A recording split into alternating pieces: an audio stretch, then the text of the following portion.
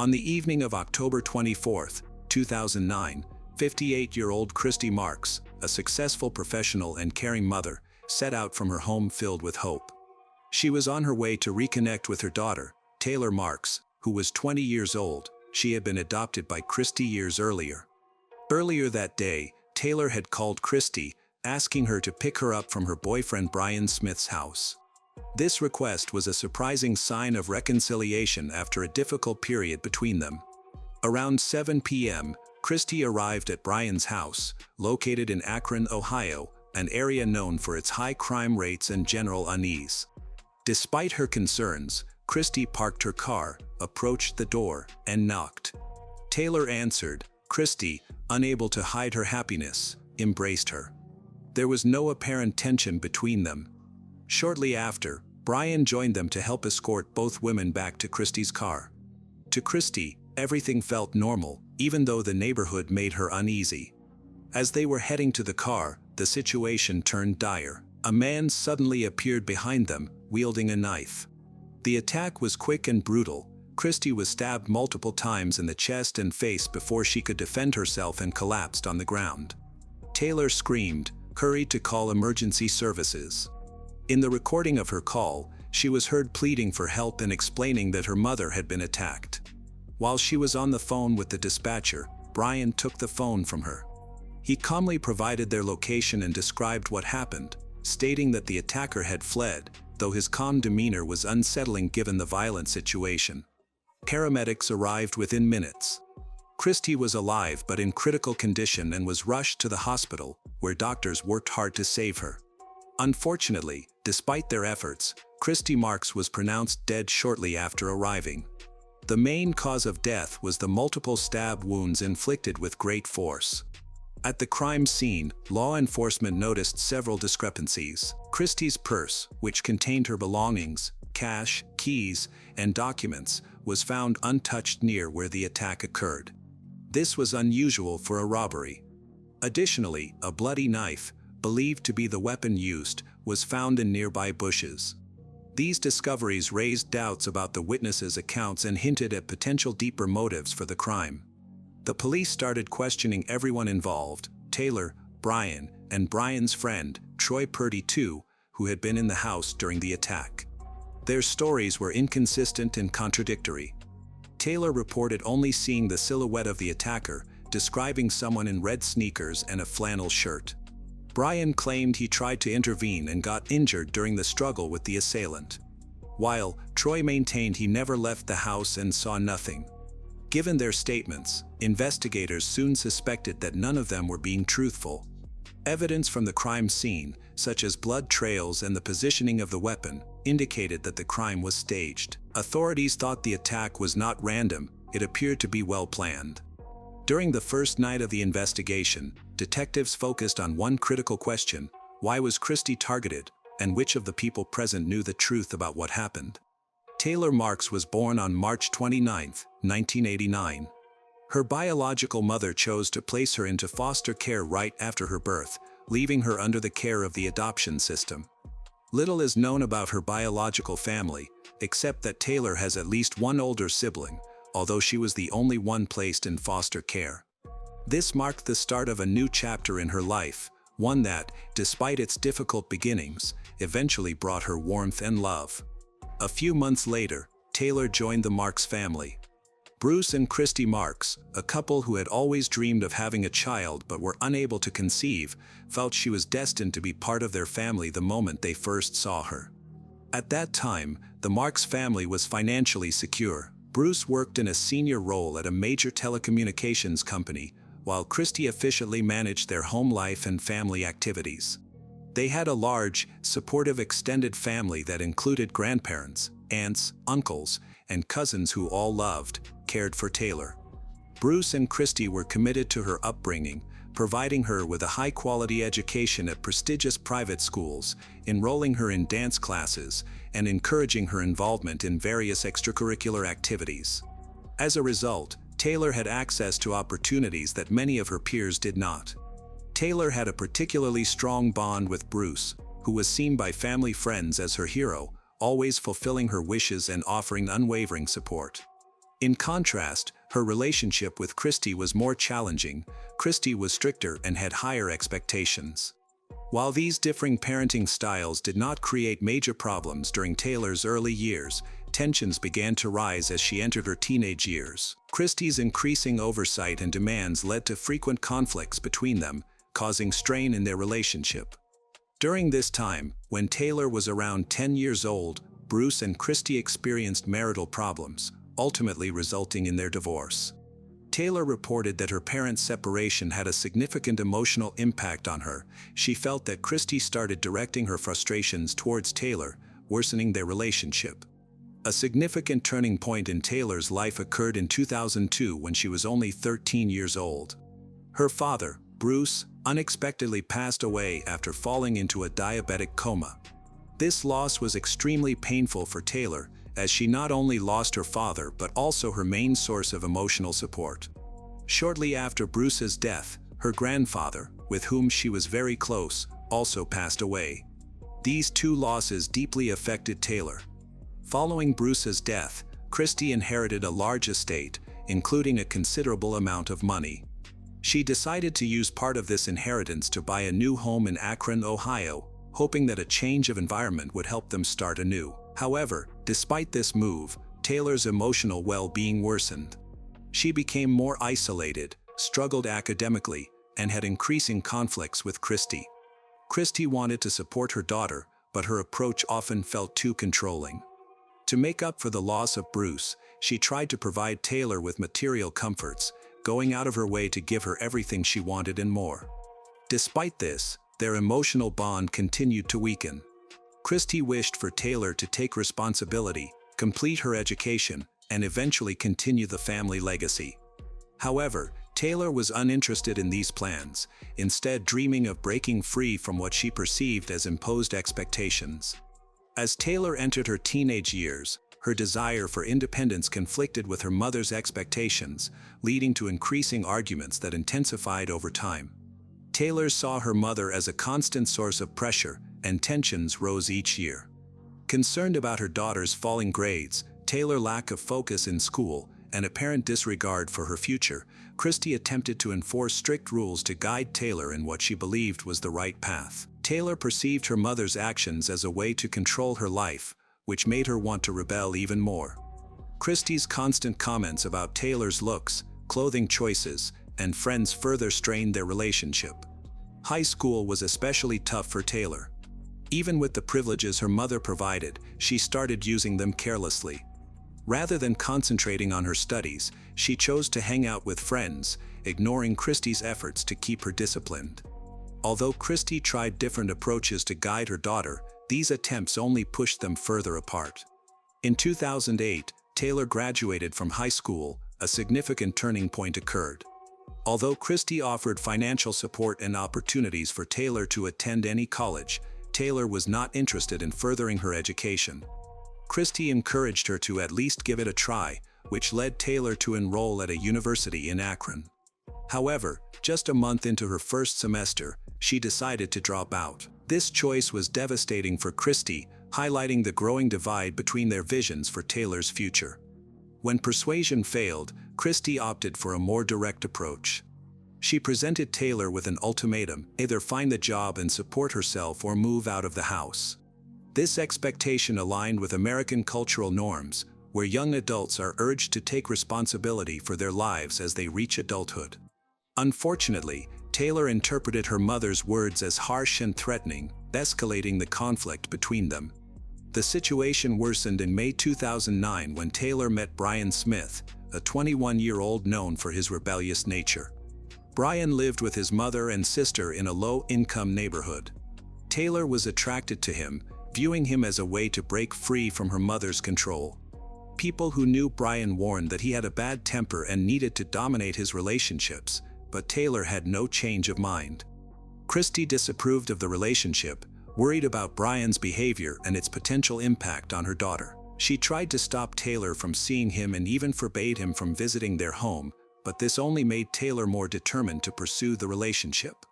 Soon after, Taylor moved in with Brian, leaving her mother's house behind.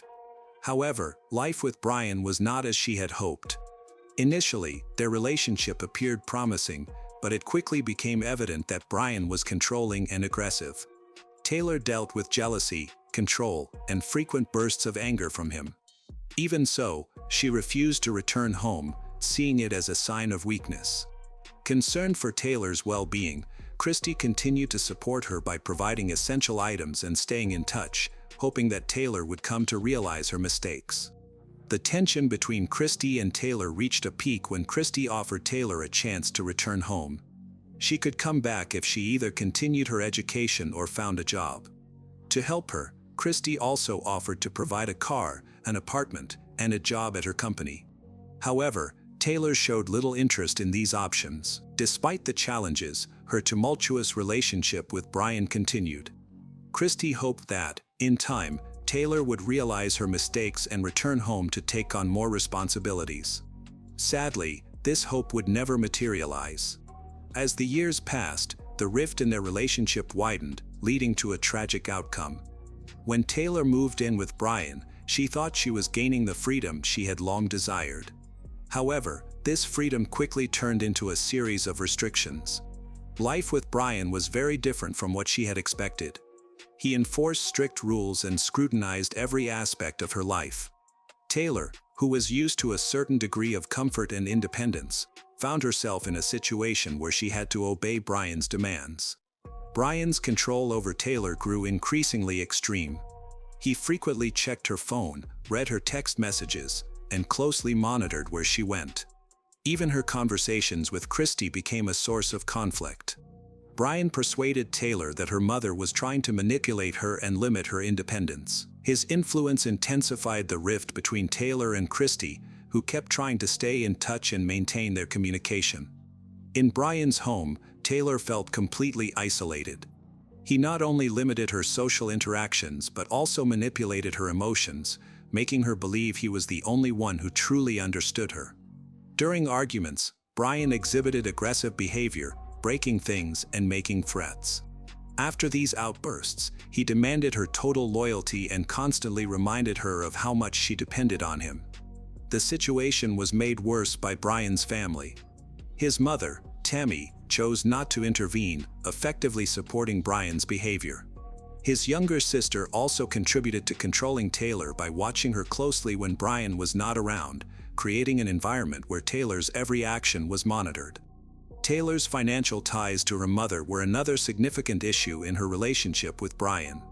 Knowing about Kristie's wealth and Taylor's potential inheritance, Brian was determined to keep control over her. He often blamed her mother for her problems, driving a wedge between them. Under Brian's influence, Taylor started avoiding her mother. Even when Kristie came to help her daughter, Brian stayed distant and dismissive, discouraging Taylor from accepting her mother's support, insisting they could manage on their own. Despite Brian's efforts, Kristie continued to care for Taylor, providing her with necessities and encouraging her to return home. By the summer of 2009, the tension between Taylor, Brian, and Kristie had intensified. After months of living with Brian, Taylor had become completely reliant on him. As Brian's control grew and his aggression escalated, a new plan emerged, something that initially felt unlikely but quickly became more tangible. This idea was driven by increasing pressure, shared dissatisfaction, and financial motivations. The plan was to eliminate Kristie permanently, which would give them access to her assets. For Taylor, this was a way to cut her last connections to her mother and achieve financial independence. For Brian, it was a chance to secure his control over Taylor and use her inheritance to improve his own situation. The idea of committing a crime started to spread among their close friends. Brian's 19-year-old friend, Troy Purdy, who often visited their home, joined these discussions. Being younger and impressionable, Troy was seen as the perfect choice for the plan. What began as jokes or hypothetical situations eventually grew more serious. The planning took place gradually, with careful attention to detail. Brian and Taylor discussed how to make the crime appear as if it were a robbery or a random attack. They decided that any evidence left at the scene should suggest spontaneous violence rather than a planned crime. Troy was selected to carry out the act to keep Brian and Taylor from being directly linked to it. Troy agreed to participate because of his loyalty to Brian and didn't question the plan when asked. In return for his involvement, Troy was promised $5,000, which Taylor expected to come from her inheritance once the legal matters were settled. They paid special attention to choosing a weapon. Taylor mentioned that Brian's mother, Tammy, even bought a knife for the plan, but it was later rejected due to its size and weight. Eventually, Troy was tasked with finding a suitable weapon. He chose a lightweight knife that was easy to hide and carry. A crucial part of their preparation was observing Kristie's habits. They knew Kristie frequently visited Brian's house to see Taylor, making her an easy target since she usually came alone under the pretense of picking up her daughter. This detail was included in their plan. They envisioned Kristie arriving at the house, and the attack happening as she was leaving or near her car. Just before the plan was implemented, Taylor took a crucial step to ensure everything would go smoothly. She called her mother and asked for a ride home, implying she wanted to return. This call was intended to put Kristie at ease, making her less suspicious about Taylor's true intentions. Throughout their discussions, Taylor appeared confident and committed. According to Troy, she was not just involved in planning but was also determined to follow through. Although her relationship with her mother was strained, taking such a significant action was a big deal. Taylor explained her involvement by referring to years of resentment and a strong desire to break free from her mother's control. Meanwhile, Brian kept the process on track, persuading Taylor that this was the only way to solve her issues. By the evening of October 24, 2009, everything was in place. Taylor was aware that the plan was shifting from theory to action. Taylor remained calm and focused, convinced this was the best way forward for them. For Taylor and Brian, it represented the start of a new chapter in their lives.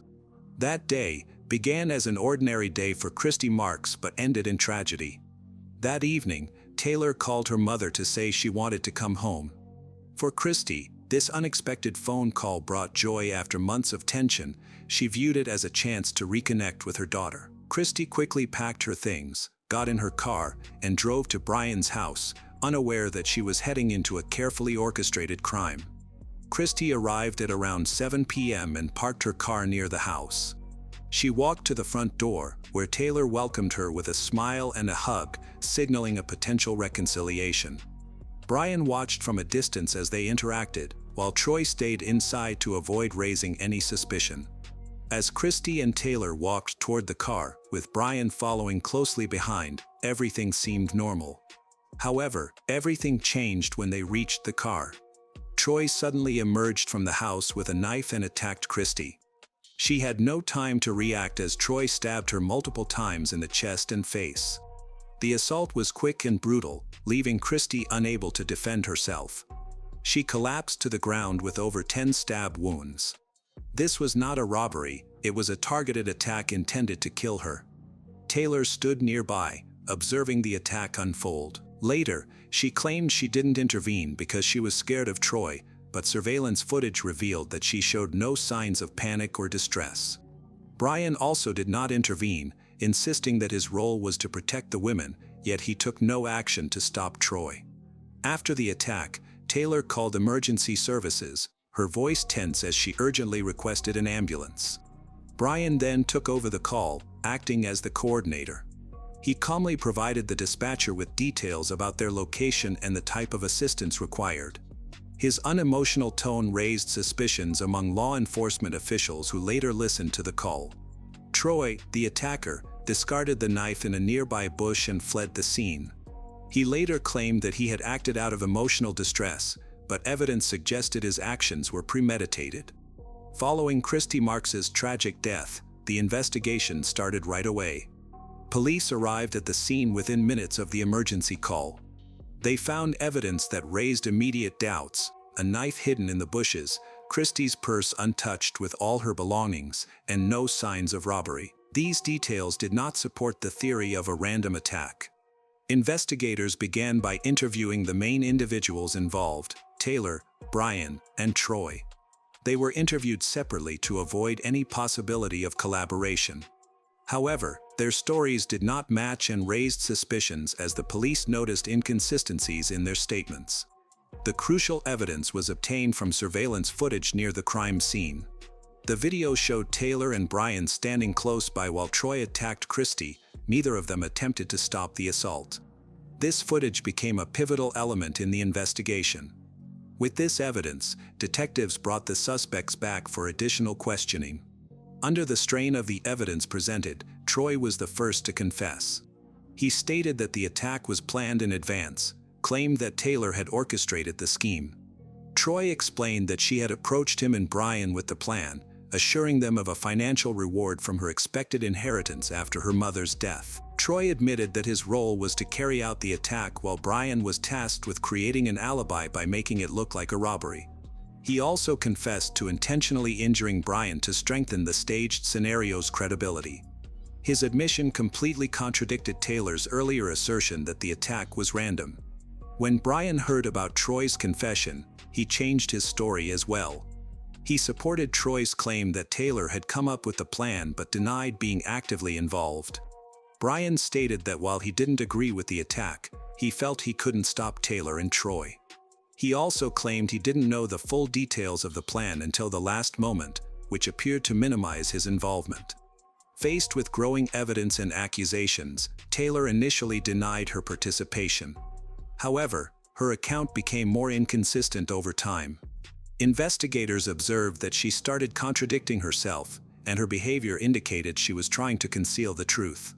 Eventually, under the pressure of the evidence, Taylor admitted to discussing the plan with Brian and Troy. The investigation revealed that the crime was carefully planned, with every detail considered, from selecting the weapon to staging fake injuries. The financial motive mentioned by both Troy and Brian became a key focus for the prosecution. Taylor confessed that her ongoing conflict with her mother influenced her decision, but she maintained that she didn't expect the situation to end in tragedy. The police quickly understood what had occurred. Taylor Marks, Brian Smith, and Troy Purdy were arrested and charged in connection with Kristie Marks's death. While this marked the end of the initial investigation phase, the legal proceedings were just beginning. The court would assess their levels of responsibility and determine their sentences. The trial for Kristie Marks's case started in late 2009. The defendants faced intense public attention due to the violent nature of the crime and their connections to the victim. The prosecution presented a strong case supported by extensive evidence, witness testimonies, and video recordings. A key piece of evidence was the surveillance footage showing Taylor and Brian standing by without attempting to intervene during the attack on Kristie. Moreover, Troy's confession, which detailed the conspiracy and his involvement in the crime, played a crucial role in the case. Investigators shared text messages from Taylor's phone where she discussed her troubled relationship with her mother and her wish to be independent. They also uncovered evidence of a financial motive, noting that Taylor was set to inherit a significant sum after Kristie's death. Kristie possessed considerable assets, including real estate, a business, and savings. Defense attorneys for Taylor, Brian, and Troy tried to argue that their clients were not fully responsible for the crime. Taylor's lawyer insisted that she was heavily influenced by Brian and lacked the ability to act on her own. He attributed her vulnerability to the emotional turmoil following her father's death and the pressure from her mother. Brian claimed he had no direct role in the crime, with his lawyer stating he was shocked and unaware of the plan until it unfolded, preventing him from intervening. Meanwhile, Troy, who initially confessed, tried to alter his story during the trial, asserting that he acted under Brian's coercion. During the proceedings, Troy accepted a plea deal to admit his guilt and testify against the others, resulting in a life sentence without parole, which spared him from the death penalty. Realizing her situation was dire, Taylor also pleaded guilty during the hearings. She gave a heartfelt statement where she expressed regret for her actions, explaining that her conflicts with her mother and the influence of Brian led her to take part in the crime. However, the prosecutors insisted that her involvement was intentional and well-planned. Brian, on the other hand, initially claimed he was not guilty but later acknowledged his role when presented with undeniable evidence. He argued that his participation was minor and that he never meant for the crime to happen, but the court saw this as an effort to minimize his accountability. In 2010, the court issued its verdicts. Taylor Marks and Brian Smith were convicted of first-degree murder and conspiracy, resulting in life sentences without the possibility of parole. Although Taylor expressed remorse, her statement about losing control was viewed as an attempt to reduce her sentence.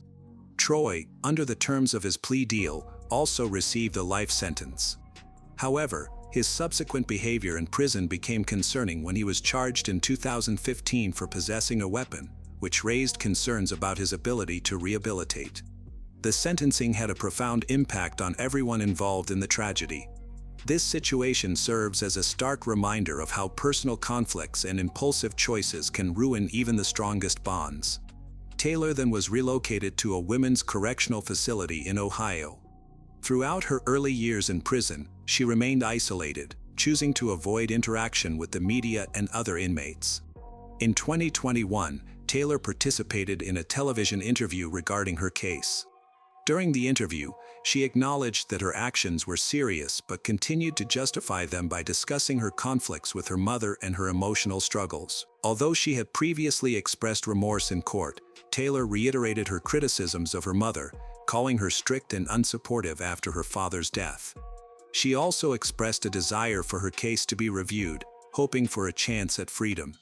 These statements caused controversy, with many perceiving them as indications of insincerity. Currently, Taylor spends her time involved in rehabilitation programs and working within the prison. Some view her as manipulative and insincere, while others believe she is seeking meaning in her life while incarcerated. Meanwhile, Brian, who is also serving a life sentence in a high-security prison, has kept a low profile since his conviction. He has avoided media interviews and has not publicly addressed his involvement in the crime. Prison staff describe Brian as a difficult inmate who often engages in conflicts and displays aggression. His name came up again in 2017 when reports revealed he had gotten into a fight with another inmate. This incident highlighted that his aggressive behavior had not improved since his sentencing. Like Taylor, Brian symbolizes the tragic inability to accept responsibility and the harmful impact one person can have on others. Troy, who played a direct role in the crime, was also sent to a maximum security prison. Even though he received a plea deal, his conduct in prison showed he hadn't changed. Since the incident, Troy has seldom been covered in the media. While some viewed his involvement in the crime as a result of being manipulated by Brian and Taylor, his readiness to carry out the fatal attacks raised concerns about his potential for rehabilitation. The memory of Kristie Marks endures among her friends and surviving family. Her senior care business was sold after her death, with part of the proceeds going to charities that support victims of domestic violence. Kristie is often remembered by her loved ones as a strong and compassionate woman who devoted her life to helping others. Years after Kristie's passing, her story remains a warning about the need for open communication in families and the value of seeking professional help when conflicts escalate. Kitzbühel is a small Austrian town located, with a population of just over 8,000 people. Despite its size, more than 20,000 tourists visit every winter, drawn by the local mountain slopes. For many decades, this place has been known as a winter resort for the wealthy. Additionally, there are numerous celebrations that attract athletes and fans from around the world. Since October 2018, the ski slopes have been prepared before the winter season. The hotels and tourism companies have been making the final preparations to welcome numerous guests. However, the joyful events were overshadowed by the horrific murders. Nadine Hinterholzer was born in Austria, grew up in a close-knit family. From an early age, she was energetic, cheerful, and quite pretty. She had a large circle of friends who loved her for her straightforwardness, good sense of humor, and pleasant demeanor. Nadine lived with her parents and older brother in a spacious house in Kitzbühel. At the age of 14, significant changes began in her life when she met a guy named Andreas E., who was 20 at the time. He already looked like an adult, while she was still a teenager. A 6-year age difference at that age can seem significant. Despite this, they felt a mutual attraction. After several dates, they began a romantic relationship in secret from Nadine's relatives. Eventually, they both realized that age could pose the greatest obstacle in their relationship. Nadine was concerned that her older boyfriend could face legal issues because of his involvement with a minor, but they were reluctant to break up. At first, Nadine carefully hinted to her parents about the significant changes in her life, which raised some alarms for her mother and father. However, Andreas was determined and decided to take a bold step. He personally approached Nadine's family to seek permission for their relationship. From the beginning, he emphasized that this was not a fleeting affair. He wanted to build a future with her but did not want to rush her, allowing her to finish school and pursue her education. Andreas was familiar with her brother, Kevin. Soon after meeting, they became close friends. During home visits, Andreas's initiative was highly appreciated by Nadine's parents, especially after she described him as well-mannered, polite, and loving. Overall, the family liked Andreas, so they permitted Nadine to continue their relationship. Nadine had just entered the challenging teenage years. Her parents believed that a relationship with an older boyfriend could positively influence her, as he could take care of her and protect her from unpleasant situations. Andreas acted as though Nadine meant a lot to him, growing closer to her family. Initially, they spent all their free time together, and after 3 years, Andreas moved in with them. Nadine and Andreas posted statuses on social media indicating their engagement. While Andreas had intentions of getting married, he respected Nadine's desires to finish school and make her own life decisions before rushing into marriage. They continued dating for several years, to the point where Nadine's family began to treat Andreas like their own son. Finally, Nadine turned 18, officially becoming an adult, while Andreas was already 24. They decided it was time to move out and live independently. Nadine's grandmother significantly assisted them by offering her apartment for Nadine and Andreas to settle in. By this time, Nadine had completed her schooling. She intended to continue her studies at college. She did not plan on marriage or children, which disappointed Andreas slightly, as she wanted to establish herself first. Nadine enrolled in driving school and attended classes with her friends, who often picked her up. She aspired to become a professional dancer and build a career in this field. To their relatives, Nadine and Andreas represented the epitome of romance. Although the age difference made their relationship seem unconventional, it was evident that their bond was built on love and mutual understanding. It seemed as though their lives were just beginning, with no threats on the horizon. Andreas had faced Nadine's transitional phase early in their relationship when she was just 14, and they had managed to cope with that difficult period, maintaining, even strengthening their bond. However, after she reached adulthood, some other challenges began to emerge in their relationship. Andreas was seriously determined to pursue further development, family life, and children, but he could not achieve the same aspirations from his beloved. A 24-year-old man, he worked as a bricklayer and spent the lion's share of his time, energy on his job. Upon returning home in the evening, he just wanted to relax with his girlfriend in their apartment, but this did not meet the new needs of an 18-year-old. While she had already become an adult, she still wanted to relax, spend time with friends, and go to parties.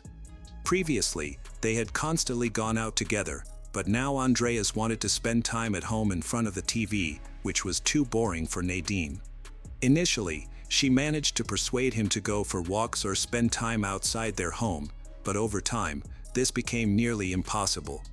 Andreas began to refuse such outings, citing fatigue and stating that he had to work in the morning. He complained that he wanted to relax and recharge but felt unsupported by her. During this period, the age difference between them became particularly apparent. Nadine was at the peak of her activity and craved entertainment, while she realized that Andreas had already moved past that phase of life, who now had other interests. However, she was not willing to adjust to him or give in. She wanted to live the life of a young woman, socialize, and have fun with her friends. All of this led to conflicts beginning to arise between them. Nadine even told Andreas that if this continued, she would have to break up with him. Despite her repeatedly expressing this not only to him but also to her friends and relatives, he did not take her words seriously. He saw no reason for a breakup, insisting that he still loved her, hoped she would calm down over time and everything would return to normal. He continued planning a lavish wedding, believing it was the right time since their relationship had lasted for 5 years. He wanted to change his social media status from engaged to married, but her insistence on remaining single, along with her constant reproaches and talk of breaking up, loomed over their relationship. Andreas increasingly became intrusive and rude. Nadine felt that he simply wanted to control her completely and grew angry that he could not succeed. She even began to tell her friends that they had always had problems that she had kept silent about. In the summer of 2018, Nadine made the firm decision to break up, but she did not want any conflict. She hoped they could maintain a friendly relationship. At that time, she was 19 years old, and Andreas was already 25. According to Nadine, her boyfriend was never cruel or aggressive and did not limit her communication with others. The major issue was his passivity and jealousy. He could not stand it when she was in the company of other guys. She even lost all her male friends after meeting Andreas at the age of 14. Nadine told her friend that they had decided to separate and live apart. She was sure that her boyfriend took it calmly. She believed their relationship was officially over after 5 years together. Nadine and Andreas stopped dating. He moved out of her grandmother's apartment and returned to his parents' house. The idea of maintaining friendly relations seemed to work as they both had mutual friends and kept in touch with their families. Andreas continued to be friends with Nadine's older brother, Kevin, as if nothing had happened. They were peers and had a lot in common. However, this was the calm before the storm. During this period, doubts began to surface during their communication. Nadine increasingly suspected that Andreas was not taking the breakup calmly. Kevin thought Andreas had accepted this as another whim of his girlfriend and was simply waiting for a signal from Nadine regarding the restoration of their relationship. The friends had discussed this many times. Andreas could not accept that it was truly over. Thoughts and conversations about his ex consumed almost all of his time. Andreas's behavior approached obsession. He seized every opportunity to communicate with Nadine, asking for a second chance, trying to win her back, even continuing to talk about marriage and children. Within the first month of the breakup, it became clear that Andreas did not understand the situation and was simply in denial. He did not realize that they were no longer a couple. Each time Nadine firmly said no, insisting that everything was over between them, she labeled their relationship as her youthful mistake, even confiding this to her other friends. All of this hurt Andreas, but he continued to endure. He still hoped for a reconciliation. Some of his friends sympathized with him, but by the end of the second month after the breakup, they too began to notice that his behavior resembled stalking. He showed up everywhere Nadine went, always initiating conversation. Andreas's persistence caused Nadine to start avoiding him. She tried to gently indicate that their relationship was over, but he only became more determined. When she tried to stop their meetings, he made efforts to interact with her. Nadine's friends and family knew that she was consistently rejecting his advances, but he was spreading different stories to his own circle. Even 2 months after the breakup, he still believed that she wanted to be with him and thought she was only trying to make him pursue her. Kevin tried to tell Andreas to move on and date other girls, but he remained stubborn. As of October 5, 2018, the situation remained unchanged. Nadine and Andreas had officially been separated for 3 months. Nadine's entire family was aware of the breakup. Even his parents tried to convince him to reconsider. That evening, Andreas spent time with Kevin. They visited several bars but didn't stay long in any of them. Eventually, they ended up at one bar, where Kevin unexpectedly saw Nadine. He found it surprising to run into her, especially since, despite the town being small, there were enough bars catering to tourists that it was unlikely they would see each other regularly. Andreas appeared to either be following Nadine, receiving updates on her location, or simply searching for her as he moved between various places throughout the evening. Kevin knew that for the past 3 months, Andreas had been claiming that he and Nadine loved each other and intended to get married once he won her back. While similar situations had occurred before, this time things were different. Nadine was not just with her friend, she was also accompanied by another man. When Andreas noticed this, he instantly became angry, approached Nadine, taking her hand and starting an argument. He attempted to pull her out of the bar, but she resisted. Her 24-year-old friend, Florian Janney, intervened, positioning himself between Andreas and Nadine. He insisted that he was merely a friend and not romantically involved with her, claiming they had only just met. Nonetheless, Andreas was not calmed by this explanation. He was furious that Nadine was spending time with another man and struggled to contain his anger, nearly provoking a fight in the bar.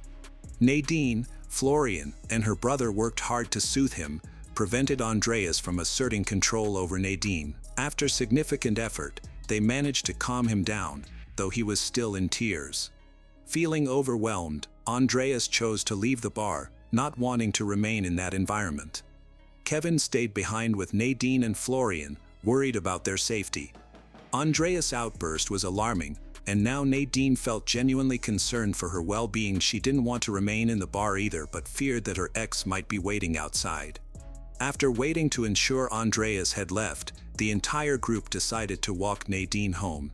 Florian drove her back, even offered to stay the night to help her feel safe. Overwhelmed by fear, Nadine accepted his offer. This choice would prove to have significant consequences. Around 4 a.m., Andreas could no longer contain his jealousy and chose to contact his ex again. When he reached her house, he noticed an unfamiliar car in the driveway, which he recognized as Florian's. It became clear that Andreas hadn't gone home after leaving the bar. Instead, he had remained in the parking lot, secretly watching the group. He observed that Florian was with Nadine, while no one else had left the house. This only fueled his anger. Andreas suspected that Nadine was lying and dating someone new. He felt they were enjoying themselves together without a care. He resolved to confront both Nadine and Florian about the situation. Furious, Andreas jumped out of his car and started ringing the doorbell while banging on the front door. Instead of Nadine and her friend, her father, 59-year-old Rupert, answered. He came out to calm Andreas, who was shouting. Rupert insisted it was too late for arguments and asked Andreas to leave until morning, when they could discuss everything calmly. Rupert was aware of the situation involving Florian at the bar, reassured Andreas that Nadine and Florian were just friends. Understanding and approachable, Rupert shared a cigarette with Andreas, invited him to talk outside on the street.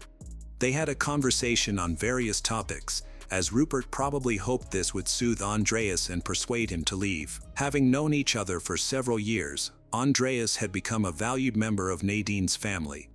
Nadine's parents treated him well, which is why Rupert chose not to call the police to remove his daughter's ex-boyfriend. After speaking with Rupert, Andreas seemed to feel less agitated. He got into his car and drove off, while Rupert returned inside to go to bed. However, just a short distance down the road, Andreas began to feel annoyed again. He came back 15 minutes later, knocking on the door and ringing the bell, which disturbed everyone in the house. Nadine and Kevin came out to confront him. Unlike Rupert, they were very upset, wanted to make it clear that Andreas needed to leave. A new argument broke out at the front door. No one was holding back their words. Nadine was determined to completely cut off ties with her bothersome ex and insisted that there should be no further relationship between them. She demanded that he vanish from her life for good. Kevin backed his sister, stating that their friendship was overdue to Andreas's stalking behavior. He was worried about Andreas's unhealthy actions and wanted nothing more to do with him. Meanwhile, Andreas felt betrayed, convinced that Nadine had been unfaithful and that Kevin was protecting her. He now felt abandoned by Kevin, who he believed should have supported him instead. Before leaving, Andreas tried to find out if Nadine had cheated. However, she firmly told him it was not his concern since they hadn't been dating for several months. At that moment, Andreas had a shocking realization. Nadine had actually broken up with him 3 months ago, and all his attempts to win her back were in vain. No one expected him to pursue her anymore. Feeling angry, Andreas decided to go home, choosing to avoid confronting his feelings of hurt. At 5:30 a.m. on October 6, 2018, Andreas returned to his ex's house. He began knocking on the door and ringing the doorbell, but he did not shout. This time, Rupert responded. He was already very irritated because Andreas had kept the whole family awake the previous night. When Rupert opened the door, he intended to angrily chase Andreas away and threaten to call the police, but he was cut off before he could finish. Andreas pulled out a gun, shot him in the head twice, killing him instantly. He then stepped over Rupert's body and entered the house. Nadine's mother, 51-year-old Andrea, rushed outside when she heard the noise. Tragically, she became the next victim. Andreas then attacked Kevin. He went upstairs and attempted to enter Nadine's room, but Nadine and Florian had locked the door. Andreas determined that the quickest way to reach her was through the balcony. He went outside, climbed the bars on the building's facade, broke the window, opened fire on both Nadine and her friend Florian. This horrific event unfolded within just a few minutes, resulting in the deaths of 5 people. After committing the crime, Andreas drove to the Kitzbühel police station. He arrived around 6 a.m. and placed a gun in front of a police officer at the entrance. He confessed to having just shot 5 people. Additionally, he handed over a knife and a baseball bat, which he had used to break into the Hinterholzer home. He used the bat to shatter a window and gain access to Nadine's room. While the knife was never used, it appears he brought it along for safety. The police discovered 5 bodies at the scene, and the details of their deaths confirmed Andreas's account. Each victim had been attacked at close range with multiple bullets. Florian suffered gunshot wounds to his hands as he tried to defend himself. There was nothing missing from the house. The toxicology report indicated that Andreas was sober, with no alcohol or banned substance in his system. He had no prior legal issues. The entire community of Kitzbühel was in shock over the incident. In this close-knit town, crimes, especially such violent ones, were extremely rare. All the neighbors were familiar with the Nadine family, known for their kindness and helpfulness. They had good relationships with everyone in the area. Both the victim's family and the suspect's family were respected in the community. The community especially mourned the loss of Florian Jani, a talented young hockey player and goalkeeper, who was seen as a promising individual. His compassion for Nadine ultimately led to his tragic death. Friends who knew Nadine well later stated that she had no romantic involvement with Florian. They were simply friends who enjoyed good conversations. However, some speculated that Florian stayed the night to protect her, and suggested that they might have already begun dating. Following the tragedy, a small memorial with photographs of the victims was set up in the local church. Over the course of the month it remained there. More than 1,000 heartfelt notes were left by mourners and caring individuals in memory of the victims. Andreas had been in custody in a special cell designed for inmates needing extra supervision. The police considered him at high risk for end one's own life, so they monitored him closely. He spent 23 hours a day in solitary confinement and was allowed only 1 hour outside to walk in the yard. When the family of Andreas learned what had happened, they addressed the town's residents, expressed their condolences. They also informed the police that a gun belonging to Andreas's brother was missing. The brother had a permit for the firearm, which he kept at home for self-defense. Unfortunately, Andreas knew how to access it and where the key to the safe was.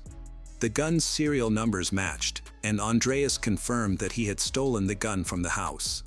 At a press conference, Andreas's parents expressed their belief that he should face appropriate consequences for his actions. They mentioned that their son's mental health had declined while he was in prison.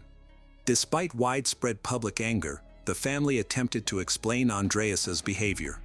His father stated that Andreas had been struggling with depression, particularly following his breakup with Nadine. His mother added that while her son might have had mental health challenges, it is unclear why he and his family never pursued mental health treatment. Andreas faces charges for murdering 5 people with a firearm and for breaking and entering. Andreas's lawyer intends to base their defense on his client's questionable mental state. Andreas claims that after hearing hurtful remarks from Nadine and her brother, who attempted to force him out of the house, he lost touch with reality and was unable to control his actions. He states that the only thought in his mind was his desire to kill the cheater. He described this experience as a state of emotional turmoil. The lawyer hoped this would reduce his client's culpability. However, the prosecution argued that Andreas was merely pretending and insisted that he was aware of his actions, he fit to stand trial. The lawyer disagreed with this assessment. In the end, the court ruled that there were no grounds for reducing Andreas's criminal responsibility. Andreas believed he deserved a fair punishment and did not want to evade responsibility for his crime. From the outset, he intended to confess. He willingly went to the police station and had no plans to take back his confession made the morning after the massacre. His lawyers stressed Andreas's mental state during the case. Assessments revealed that he suffered from a disorder that left him with two choices: either walk away and forget or return to kill. There was no middle ground. Once he understood that he could not regain his relationship with Nadine, he became obsessed with the notion that Nadine should not belong to anyone. As soon as the murder trial started, Andreas confessed to the crime. He believed that confessing would make the legal process easier and reduce trauma for the victims' families, as well as for himself. He shared details about his relationship with Nadine, discussing his jealousy and the reasons behind his actions. He described Nadine as an attractive girl who attracted many admirers, which fueled his jealousy. Andreas held traditional views about women and felt that a good woman should behave differently. He couldn't accept Nadine's decision to break up, insisting that she was his property and that she shouldn't date or spend time with other men, even as just friends. On the night of the incident, he was also affected by Kevin's betrayal. Nadine's parents were annoyed with Andreas, and he was afraid of losing her entire family, with whom he felt closer than to his own. He claimed that after the breakup, his family did not provide the support he desperately needed, leading him to lose 10 kilograms. Ultimately, in a moment of rage, Andreas lost control and killed them all. Andreas showed remorse and offered condolences to the families of his victims, but some believed he was merely trying to get a lighter sentence. Prosecution witnesses testified that Nadine continuously told Andreas that their relationship was over. Despite this, he kept asking for another chance, hoping to get back together, and he stalked her without truly grasping the situation. During the hearing, Andreas came across as insecure. He spoke softly, often mumbling to himself, and cried during emotional moments. At times, he seemed to misunderstand the gravity of what happened, viewing it as an accident. The prosecution contended that there was clear evidence of a brutal, premeditated murder involving 5 victims. They argued that Andreas had ample time to think through his actions as he drove to and from his ex-girlfriend's house. When he returned home, he took 3 items: a gun, a knife, and a baseball bat, indicating that he had meticulously planned his actions. The choice to take a knife suggested he intended to ensure there would be no survivors among Nadine's family and her friend Florian. During the hearing, the prosecution pointed out that Andreas had changed his marital status on social media from engaged to widower. Andreas claimed that this change occurred shortly after Nadine's murder, but some friends and acquaintances suggested that Andreas may have done so intentionally beforehand.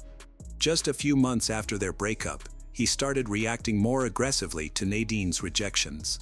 He often expressed a desire for her to be dead and sent messages accusing her of dating someone new, voicing a wish to kill that person. At the time, these statements were not taken seriously. The lawyer argued that these were simply emotional responses to rejection, which Andreas struggled to accept. However, this did not necessarily mean he intended to kill her.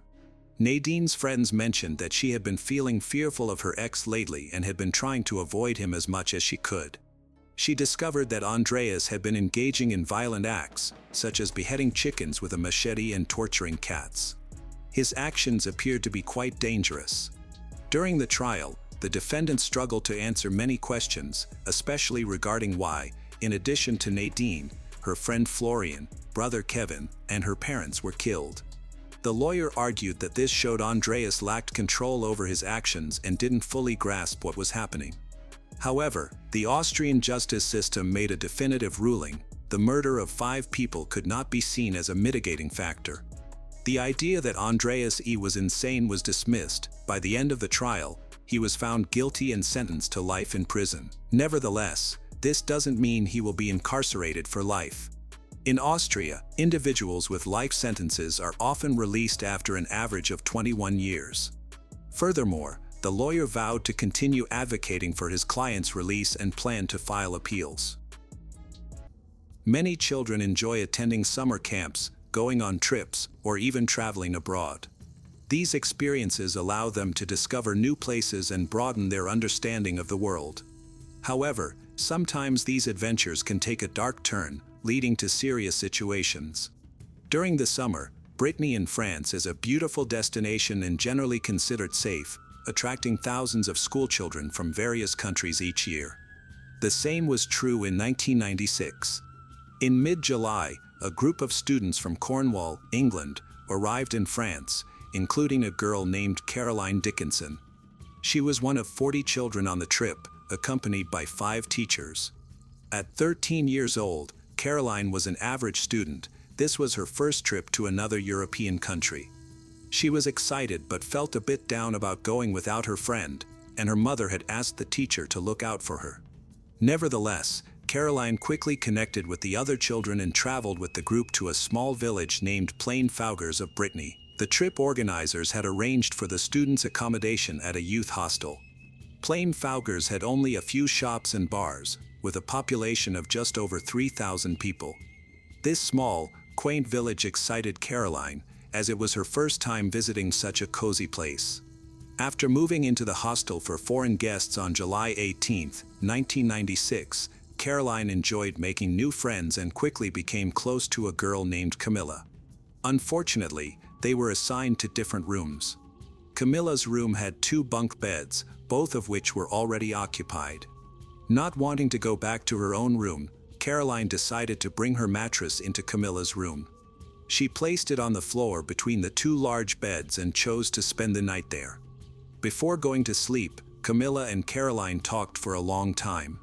The last thing Camilla remembers is singing a song about the stars with Caroline before they both fell asleep. The next morning, when the girls in the room woke up, they found Caroline lying on the floor in an unnatural position, her eyes wide open. They called her name, but she didn't respond. She was already cold. A scream of horror filled the room, drawing the attention of the teachers, who rushed in and were stunned by the sight. They immediately contacted the police.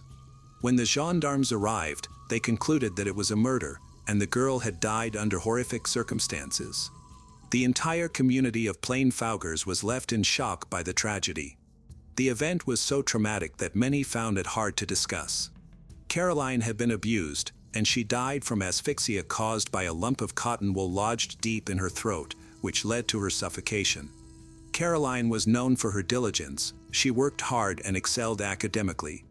The incident shocked not only the families of the children but also the entire French village, which had never experienced anything like it. The crime had many strange aspects.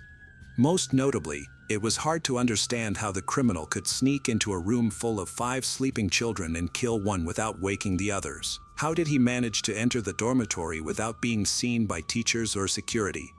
Detectives soon figured out that an outsider could gain access to the building. Fire safety regulations at the time required that entrances and exits remain open, and some were left unmonitored.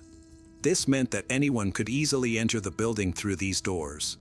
After the girls who shared a room with Caroline recovered from the tragedy, the police were finally able to interview them. 2 witnesses reported seeing something unusual that night. One girl woke up in the middle of the night, heard quiet moans, and noticed Caroline's legs twitching. However, she thought her roommate was just having a nightmare and decided not to investigate further. Another girl also woke up around the same time and saw a shadow move across the room toward the exit. She assumed it was one of the other girls going to the bathroom. There were no screams or anything else alarming that would have drawn anyone's attention. A development built on witness testimonies that, on the night of July 18th, Caroline chose to sleep on the floor between her friends' bunk beds so she could be close to them. Around 4 a.m., an unknown man entered the dormitory through an unlocked door. He went upstairs and found Caroline asleep on the floor. He placed a large wad of cotton in her mouth, likely to silence her, then assaulted and abused her. After killing her, he left the scene.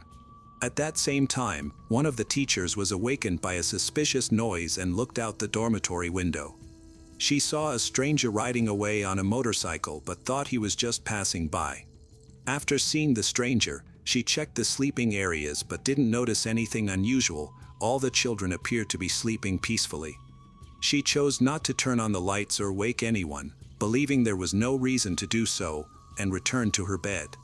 The murder investigation was carried out quietly, with minimal information released. This approach was in stark contrast to similar cases in England, where press conferences were held, and the public was actively engaged to help gather information. With no new information, it appeared that the case had hit a dead end. After all required examinations, the body of Caroline was returned to her parents in England. Many people attended her funeral, hoping the criminal would be caught soon. Unfortunately, in the months that followed, no suspects emerged. The investigation stalled, and even after a year, there was still no progress. Many criticized the French police for their poor handling of the case and lack of professionalism. Caroline's parents, John and Sue, and their daughter Jenny, had made the harrowing journey to France. They returned to the small village in Brittany on the anniversary of his daughter's death.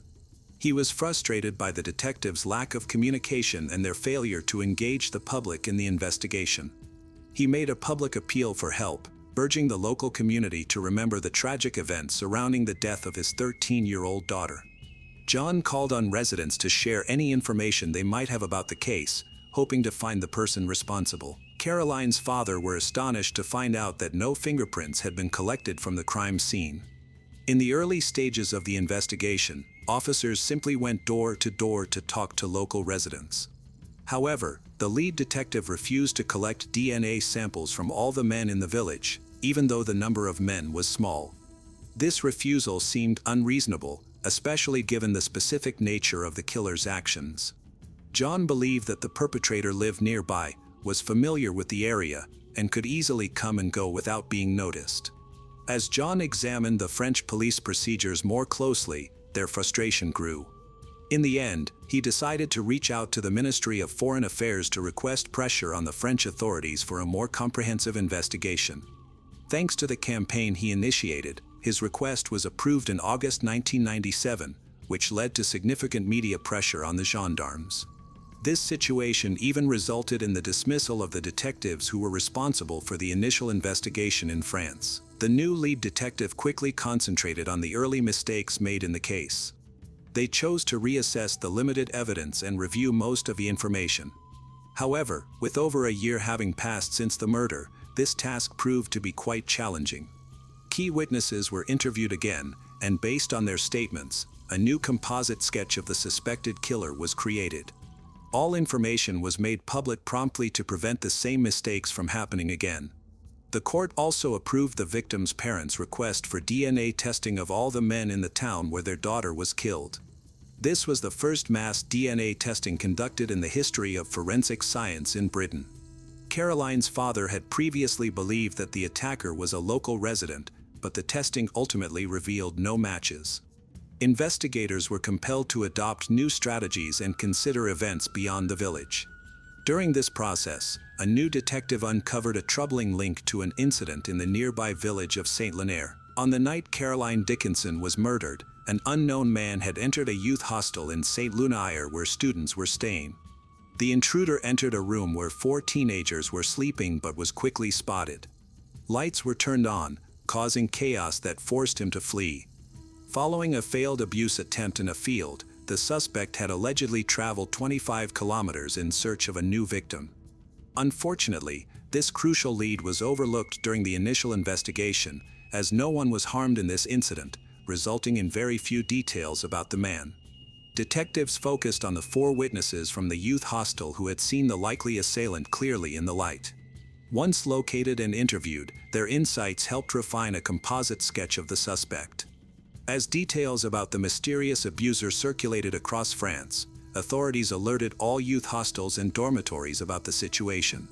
They also collected information on similar crimes from comparable organizations. Although data was scarce, the number of potential suspects gradually increased. By the end of 1997, approximately 3,000 local men were identified as possible offenders. To definitively determine the killer's identity, all must undergo testing and DNA profiling. This extensive process took nearly 2 years, as investigators treated the case with utmost seriousness. After some time, investigators repeatedly encountered the name Francisco Arce Montes. He is a 47-year-old Spanish citizen with a long history of criminal activity across several European countries. His first arrest was in Germany during the 1980s, where he received a 5-year sentence for abuse. Following that, he carried out an attack in the Netherlands, resulting in a few months of imprisonment. In 1994, he was arrested in France for attempting to assault a girl at a youth hostel.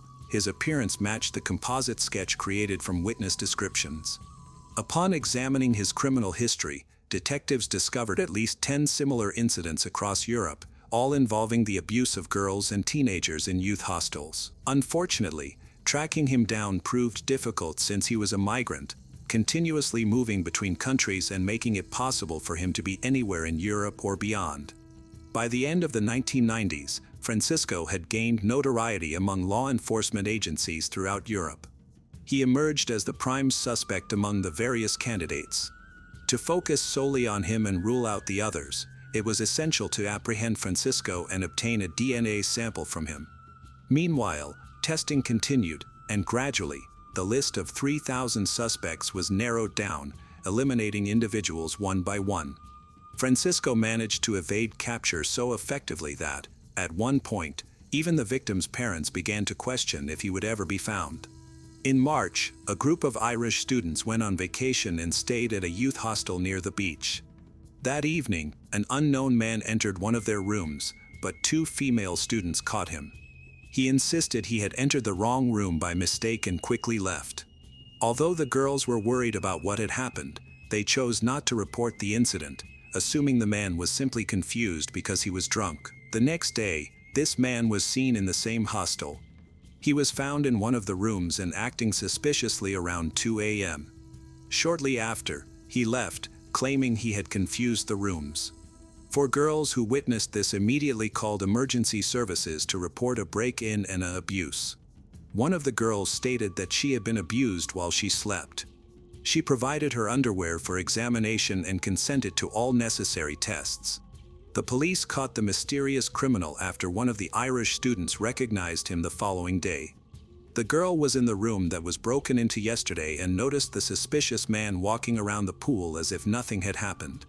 She immediately called 911, and he was arrested. He was taken to the Miami Beach Police Department for questioning. The man denied being involved in the suspicious activities at the youth hostel over the past few days. During his interview with law enforcement, he eventually provided his real name, Francisco Montes. He claimed to be a solo traveler who had spent considerable time in South America and European countries, including Germany and France, and was currently traveling around the United States. During his conversation with the detectives, he made several strange, claiming he hadn't committed any crime and that he had merely entered other people's rooms by accident while drunk. Francisco repeatedly asked, in anger, whether masturbation was illegal in the United States, suggesting that his actions weren't harmful. His behavior was both provocative and odd. He ultimately took a DNA test and was held for further investigation. By this time, Caroline's murder had gone cold, until Tommy Onko, an immigration officer at the Detroit airport, picked up a British newspaper and read a story about the 5th anniversary of the unsolved murder. The article named Montes as a possible suspect, and on a whim, Onko decided to look up immigration information to see if a man by that name had ever been to the United States. He found the name of Francisco Arce Montes, who was in fact in police custody in Miami Beach. Onko contacted French and British authorities and was able to confirm Francisco's date of birth and hometown.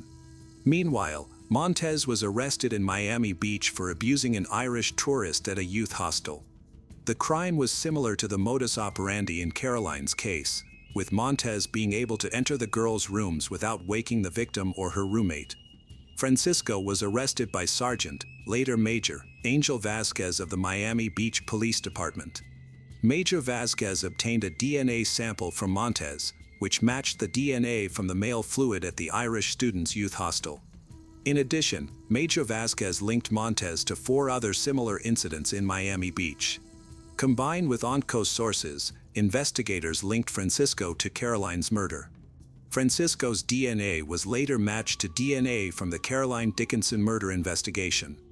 The state of Florida suspended charges against Francisco to allow for his extradition to France to face charges for Caroline's murder. Finally, there was a genuine possibility of solving Caroline's murder.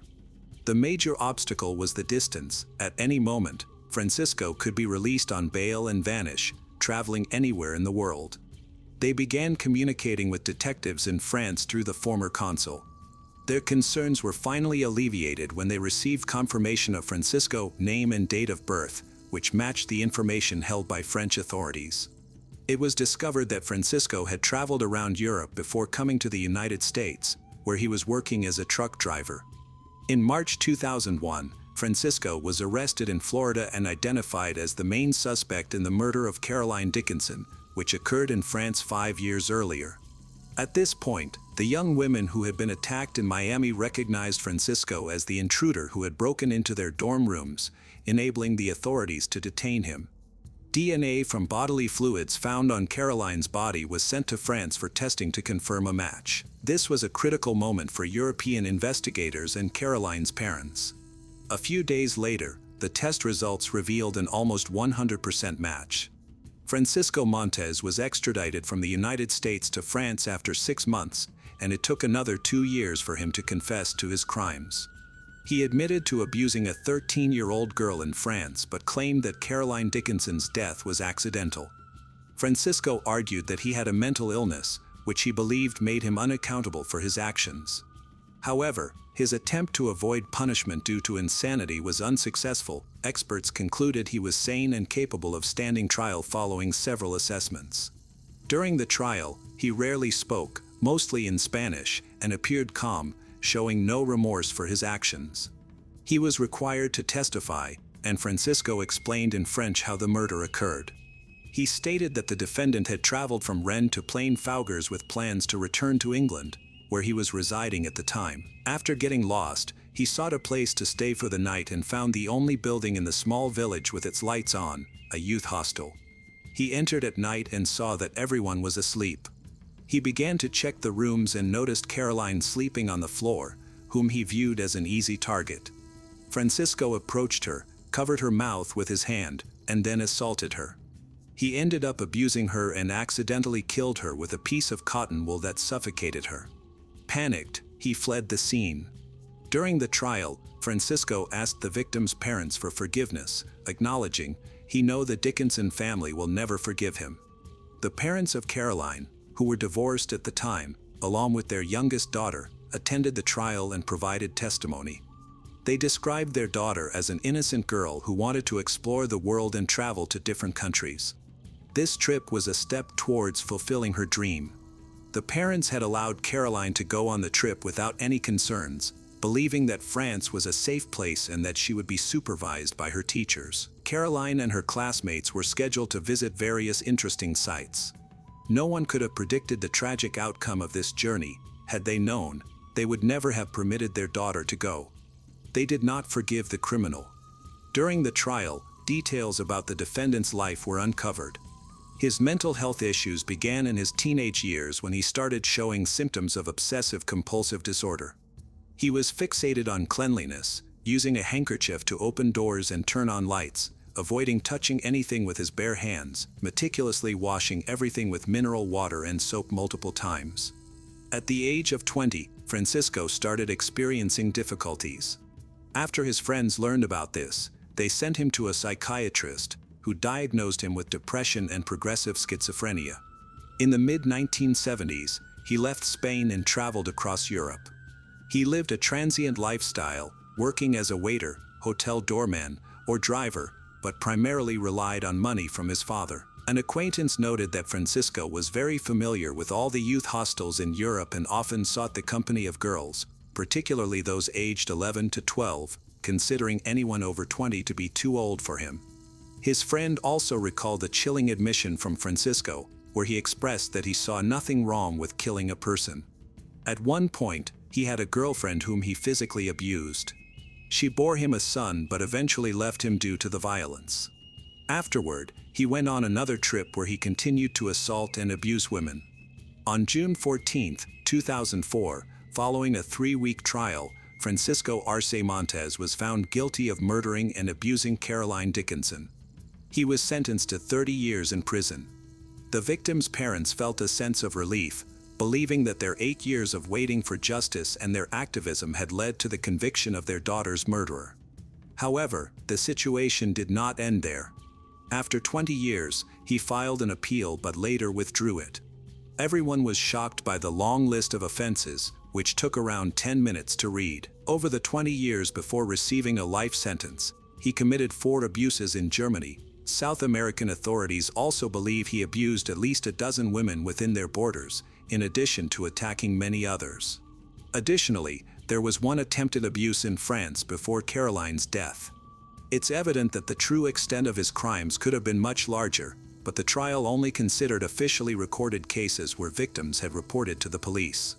Notably, all the other victims survived. Caroline may have been the only one who did not survive after being abused. U.S. detectives investigating his case believe he is linked to a series of abuses and murders in both the U.S. and Europe. His conviction has led to serious questions about why he was not apprehended sooner. He could have been arrested in Spain as early as autumn 1997, a year after Caroline's murder, yet he avoided capture. The lack of cooperation among law enforcement agencies across European countries hindered the process of transferring him to the French gendarmerie. The parents of the victim were troubled by this as well. Despite Francisco's conviction, the victim's mother and father continued to voice their frustration about the insufficient collaboration between international authorities, which allowed criminals to keep committing offenses without facing consequences. The parents of Caroline pushed for the establishment of an international DNA database to help address the situation. Throughout their advocacy, they frequently shared their daughter's story. This case highlighted the importance of collaboration among law enforcement agencies, even across different continents, in stopping dangerous criminals. Francisco's legal troubles continued after Caroline's case. The last people heard from Francisco in 2015, when he was convicted of abusing a young woman, a year after he had killed Caroline. He was extradited to Spain to face charges for the abuse of an 18-year-old girl. He deceived her into allowing him into her apartment building by pretending he had lost his keys. Once inside, he threatened her with a knife and abused her. For this crime, he was extradited and tried in Spain, where he was sentenced to 11 years in prison. He is expected to serve his jail time in Spain once he has been released from prison in France, where he is scheduled to stay until January 2027. Francisco has nearly run out of options for appealing his sentence. His earliest opportunity for release will be in 2038. However, it is improbable that he will live to see his 88th birthday while imprisoned. Many people do not recognize that the person in front of them is actually dangerous rather than loving. Unfortunately, not everyone has the opportunity to correct their mistakes. History tends to repeat itself, including its darkest moments. In today's story, we will discuss a significant betrayal that led to one of the most brutal and senseless crimes in Alaska's history, driven by greed and foolishness. This tragic event took place in Anchorage, Alaska. Interestingly, although the overall crime rate in the U.S. has been declining, Anchorage is an exception, with violent crime rates being 60% higher than the national average. Statistics show that even women in this area commit violent crimes more frequently, usually targeting their loved ones. Cynthia Hoffman spent her entire life in Anchorage. Family and friends described her as a bright and kind girl working hard to achieve her American dream. She faced challenges due to a developmental delay, which made her school experience difficult. Nevertheless, Cynthia never gave up, consistently aimed for greater achievements. She graduated from high school, completed driving school, and secured a job at a diner. She cherished her friendships, particularly with her best friend Denali Bremer. The two had been friends since elementary school and had plans to go to college together. Although she aspired to attend college, those dreams were ultimately unfulfilled. Cynthia's parents were divorced, but she had good relationships with both her father, Timothy Hoffman, and her mother, who both supported her endeavors. On June 2, 2019, 19-year-old Cynthia missed a scheduled meeting with her father. Timothy, a construction worker, often brought Cynthia along on part-time jobs, where she helped him with minor tasks. In return, he paid her, teaching her the importance of hard work and saving money from a young age. Cynthia had assisted her father frequently for over a year, and they saw each other daily.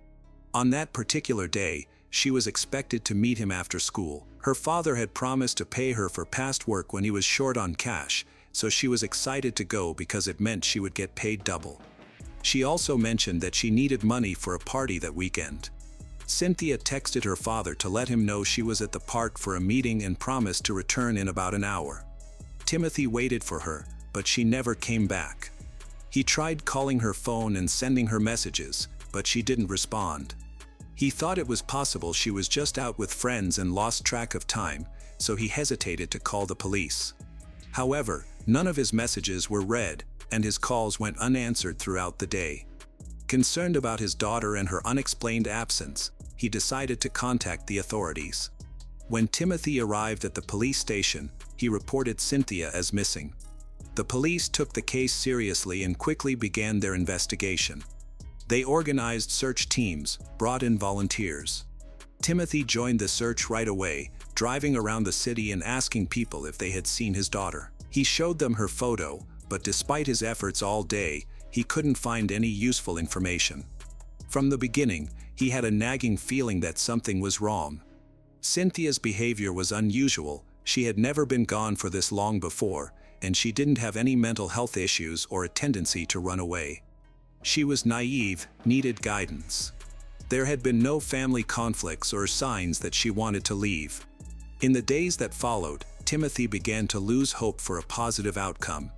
He started to fear that someone had lured his daughter to the park with harmful intentions, despite the ongoing search. The police initially thought Timothy might have more information, but he had a verified alibi during this time. Timothy stayed in touch with Cynthia's friends, particularly her best friend Denali, who had been in regular contact with Cynthia and was one of the last to see her. Denali expressed that she had no knowledge of Cynthia's whereabouts and hoped for her safe return. She requested updates if Timothy discovered any new information. Meanwhile, some school friends reported that they last saw Cynthia and Denali leaving together in a car, heading off in an unknown direction. This raised suspicions, as lying seemed unnecessary unless someone had something to conceal. When investigators looked into Cynthia's social media, they found that a person named Tyler had invited her for a ride, which she had accepted. This invitation coincided with the timing of her disappearance. With no new leads, detectives began tracking Cynthia's contacts leading up to her missing status. Who is Tyler? What was Cynthia doing, and where was she headed? Her classmates confirmed that she had planned to meet her father to help him with work and collect her payment. After the police spoke with Denali, she changed her story about Timothy. She admitted that after classes, she and Cynthia were walking to their cars when she dropped Cynthia off at the nearest city park.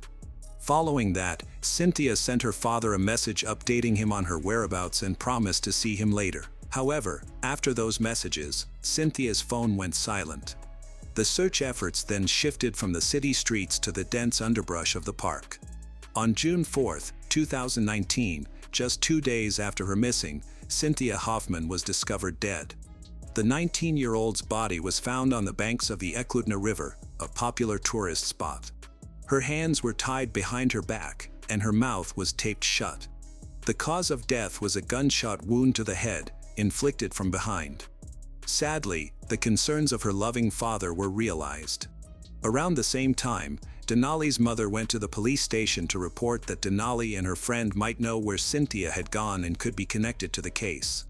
According to Denali's mother, both Denali and her 16-year-old friend, Caden McIntosh, claimed to know what happened to Cynthia. They were both interrogated, with the police particularly focused on why Denali was using a different name. When they met Caden, he caught the officer's attention. The boy was visibly shaking and gave confused, evasive answers, leading them to believe he should be questioned first. Caden was extremely nervous and soon admitted to murdering Cynthia Hoffman. He claimed that his 18-year-old girlfriend, Denali, had planned the murder but could not explain why. Denali was uncooperative from the start, avoiding communication with investigators, refuting Caden's account, and presenting an alternate narrative. She stated that she, Caden, and Cynthia went to Thunderbird Falls after school for a photo shoot. They intended to create a unique scene that involved using tape and ropes to stage a kidnapping, with Cynthia's mouth taped and her hands bound. Denali admitted that she carried a gun for self-defense, and all participants in the plan were aware of this. She recounted that at one point, Caden took the gun, aimed it at Cynthia, and attacked her in the back of the head without any clear reason. Denali said she was shocked and confused afterward, unsure of how to respond. The group simply disposed of the body in the water and left, as Caden commanded her to do so in a threatening manner, which intimidated her into compliance. She felt it wasn't worth informing the police to avoid causing a panic, worried that she might become another victim. Additionally, she couldn't provide any information about a motive for the murder. There were no known conflicts among them, and no one had witnessed such cruelty before.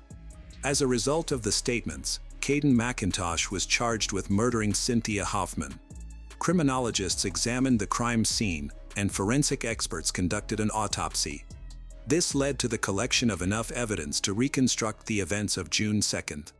However, the stories told by the young people at the police station contained many inconsistencies, particularly regarding the motive, which remained unclear. The mystery was clarified when law enforcement accessed Denali's mobile phone. They discovered that she was not just a witness to the murder, but also involved in it. The situation became clearer after examining her messages. After Cynthia's death, Denali posted on social media, "Oh, look what we just did," directed at someone named Tyler. This message was shockingly cynical and cruel, revealing not a grieving best friend but rather a brutal killer who took pride in her actions. The police obtained a Snapchat video that served as crucial evidence of Denali's guilt. This prompted them to question her again, as there was enough evidence to charge both Caden and Denali in connection with the murder. Caden claimed he had been manipulated and that Denali had suggested the attack. She continued to deny any wrongdoing until she was asked about Tyler, who was saved in her phone as a babe. The police found that shortly before the tragedy, Denali met a man from Kansas on an app where he claimed to be a millionaire. They started off communicating and flirting, but eventually, he sent her a disturbing message. Tyler gradually got Denali to open up about her preferences, including her intimate desires. He revealed that he was willing to pay $9 million for photos and videos depicting abuse violence. Denali became intrigued, and over time, her friend on social media convinced her to kill. Cynthia was an easy target because she was Denali's best friend, very naive, and completely trusted her. This made it easy for Denali to lure her into a trap. Investigators identified the car used by the young killers during the murder. It belonged to a relative of Denali. They interviewed Denali's 19-year cousin, Caleb Leland, who was aware of the $9 million offer and supported Denali, thinking the money would solve their financial issues. Denali had asked to borrow his car to take the victim and her accomplice to the murder scene. In return, she promised him $500,000. After agreeing to help facilitate the murder of an innocent person, Caleb was fully aware of her intentions. He confirmed that Cynthia's murder was not a result of a desire for a photo shoot or an accident. It was a planned act of revenge for money. Denali had discussed her plans with her brothers, detailing where she intended to take her best friend and outlining the murder plan in great detail. Although Caleb didn't fully believe Denali was serious at first, he grasped the seriousness of the situation only after hearing about Cynthia's death. However, his disbelief was just a cover. He was trying to downplay his role in the tragedy to lessen his potential punishment. Between May and June 2019, police focused their investigation on 3 suspects: Denali Bremer, Caden McIntosh, and Caleb Leland. They were believed to have plotted a murder together. As detectives gathered more evidence, it became increasingly clear that these teenagers were guilty. Notably, all 3 were friends of the victim, yet they betrayed her without remorse. Tragically, they valued $9 million more than the life of their friend. Investigators also found that 2 other teenagers were aware of the crime. However, they were minors at the time of the attack and were not considered accomplices. They had simply overheard Denali confessing to the crime. Their failure to report this information was disappointing, as they could have helped prevent the tragedy by alerting the police. To protect the minors and their families, their names were kept confidential and did not come up in court. The planning for the massacre began 4 months before the murder. On June 2, 2019, the juvenile offenders launched their attack. Denali invited Cynthia to join her and Caden on a hike to a remote area near Thunderbird Falls deep in the park. The accomplices had meticulously prepared their plan, even practicing with an unloaded gun. Denali pretended to be a future victim and used her brother's car, which he had lent her for $500,000. Once they reached the riverbank, Caden and Cynthia temporarily left Denali behind and advanced ahead. Suddenly, Caden drew a gun and pointed it at Cynthia's head. Denali caught up, restrained Cynthia by tying her hands and taping her mouth shut. Cynthia quickly realized this was not a prank, but it was too late for her to escape or shout for help. Terrified, she was forced to kneel. Denali's brother filmed the entire incident. Caden then shot Cynthia in the back of the head with a 9mm pistol, killing her instantly. Denali and Caden disposed of her body in the river and tried to erase any evidence linking them to the crime. They burned some of Cynthia's belongings, including her purse and mobile phone. Afterward, Denali sent a message to Cynthia's father, Timothy, from Cynthia's phone, fabricating a story about a scheduled meeting with a new boyfriend. Detectives later found evidence that Denali attempted to delete data from her mobile phone. However, despite her efforts, many conversations with Tyler remained, in which she detailed the murder plan and shared photos and videos related to the crime. Even after the murder was committed, she unsuccessfully tried to erase the incriminating evidence. In reality, she stayed in contact with Tyler throughout the murder, providing him with detailed updates. Although Tyler lived hundreds of kilometers away, he was just as responsible for the crime as the individuals who carried it out. Law enforcement focused on identifying him to ensure he faced justice. It is important to note that Tyler sought not only murder but also abuse violence. However, forensic experts found no evidence of such acts on the victim's body. This raised alarming implications, suggesting that if incentives had been provided, Denali and her accomplices might have continued to commit similar crimes. Fortunately, they were identified and arrested immediately after the first murder, and they did not receive any compensation from Tyler. Specialists were called in to investigate and traced the phone number of the perpetrator. It was revealed that Tyler was not in Kansas, but in Indiana. The actual mastermind behind the brutal crime was Darren Schillmiller, who grew up in New Salisbury. He had been exchanging photos with Denali for a while, but he had not sent her any pictures of himself. At first, Tyler had pretended to be a wealthy millionaire who won the lottery, but in reality, the instigator of the crime was a 21-year-old who was far from being a millionaire. Friends and family described him as a reclusive and strange person who had faced bullying during school. Darren had endured a difficult upbringing with an alcoholic father and had minimal social interaction in school. His unusual clothing style often led to conflicts, and after graduation, he was frequently seen engaging in suspicious activities, like chasing cats that later vanished without a trace. However, there had been no previous reports of cruelty from him. After completing his studies, he found it difficult to determine his path in life and was unable to secure a full-time job. This situation took Denali by surprise, as she genuinely thought she would receive $9 million for her crime. Once Denali discovered Tyler's real identity, she chose to cooperate with the prosecution. She revealed that she had been in an online relationship with Tyler for several months, during which he used pictures of an unrelated person from the internet to deceive her.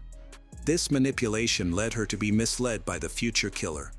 Denali expressed her desire to resolve her problems, and those of her family, through money, having dealt with her friend. However, this was not the only troubling request from the millionaire's friend. According to her, he urged her to commit abuse violence against 2 children, intending to use a 14-year-old and an 8-year-old boy for this purpose.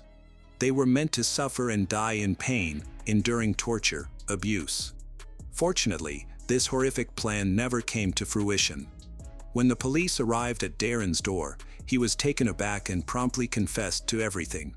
He admitted to having been in contact with Denali for several months, realized that she was easily influenced and manipulated. Consequently, this quiet, deceitful man convinced himself that he could take someone's life through another person. Denali acknowledged that she remained influenced by Tyler, even after he refused to finance the initial massacre. They continued to have faith in him, waited for payment, and naively hoped for a better life ahead. Meanwhile, Tyler manipulated them, holding on to their trust while blackmailing them with incriminating evidence of the murder.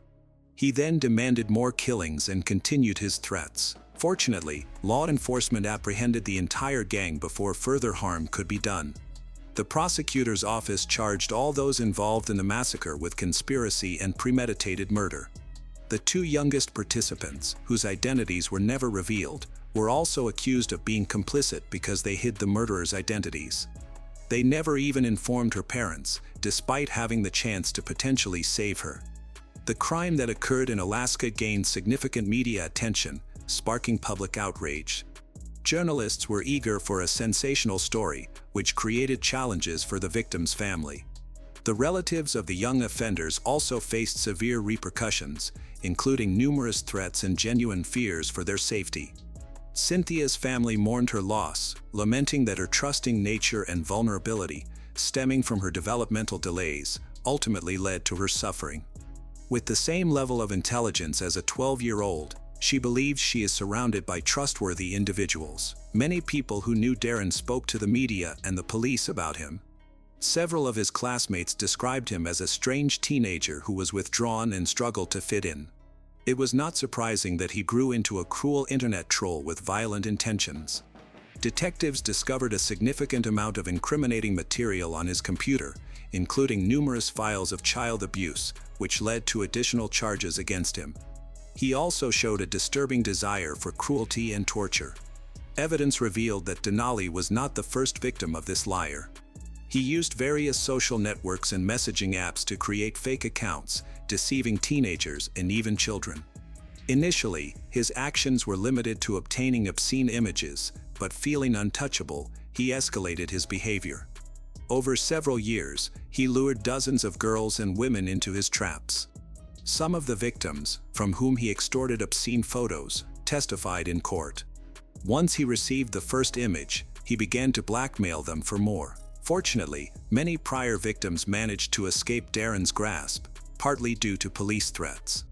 Unfortunately, this was not the case for Denali, whom Darren acknowledged was the most naive of his victims.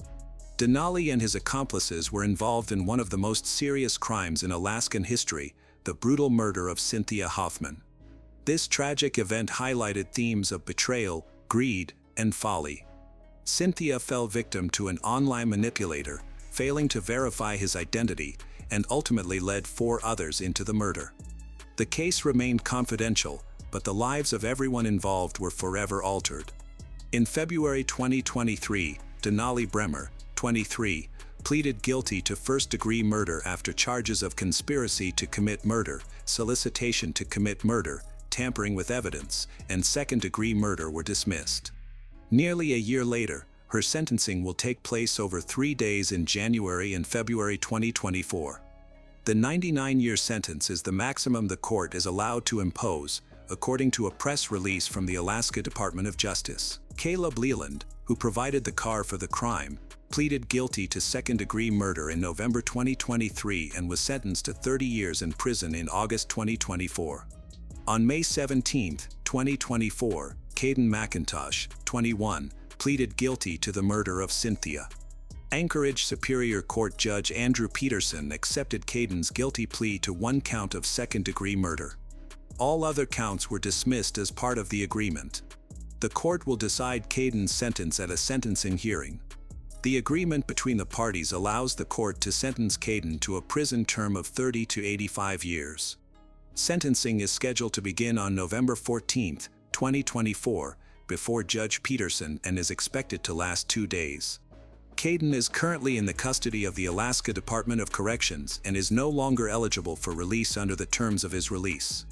Darren Showmiller, who solicited the murder, was 25 when his trial began. He chose not to defend himself, allowing his lawyer to read a statement to the jury. Darren admitted to making a grave mistake that led to the death of an innocent girl, expressing remorse and asking for forgiveness from her family. However, these words did not sway the jury, and he was sentenced to 99 years in prison for his actions that destroyed multiple lives.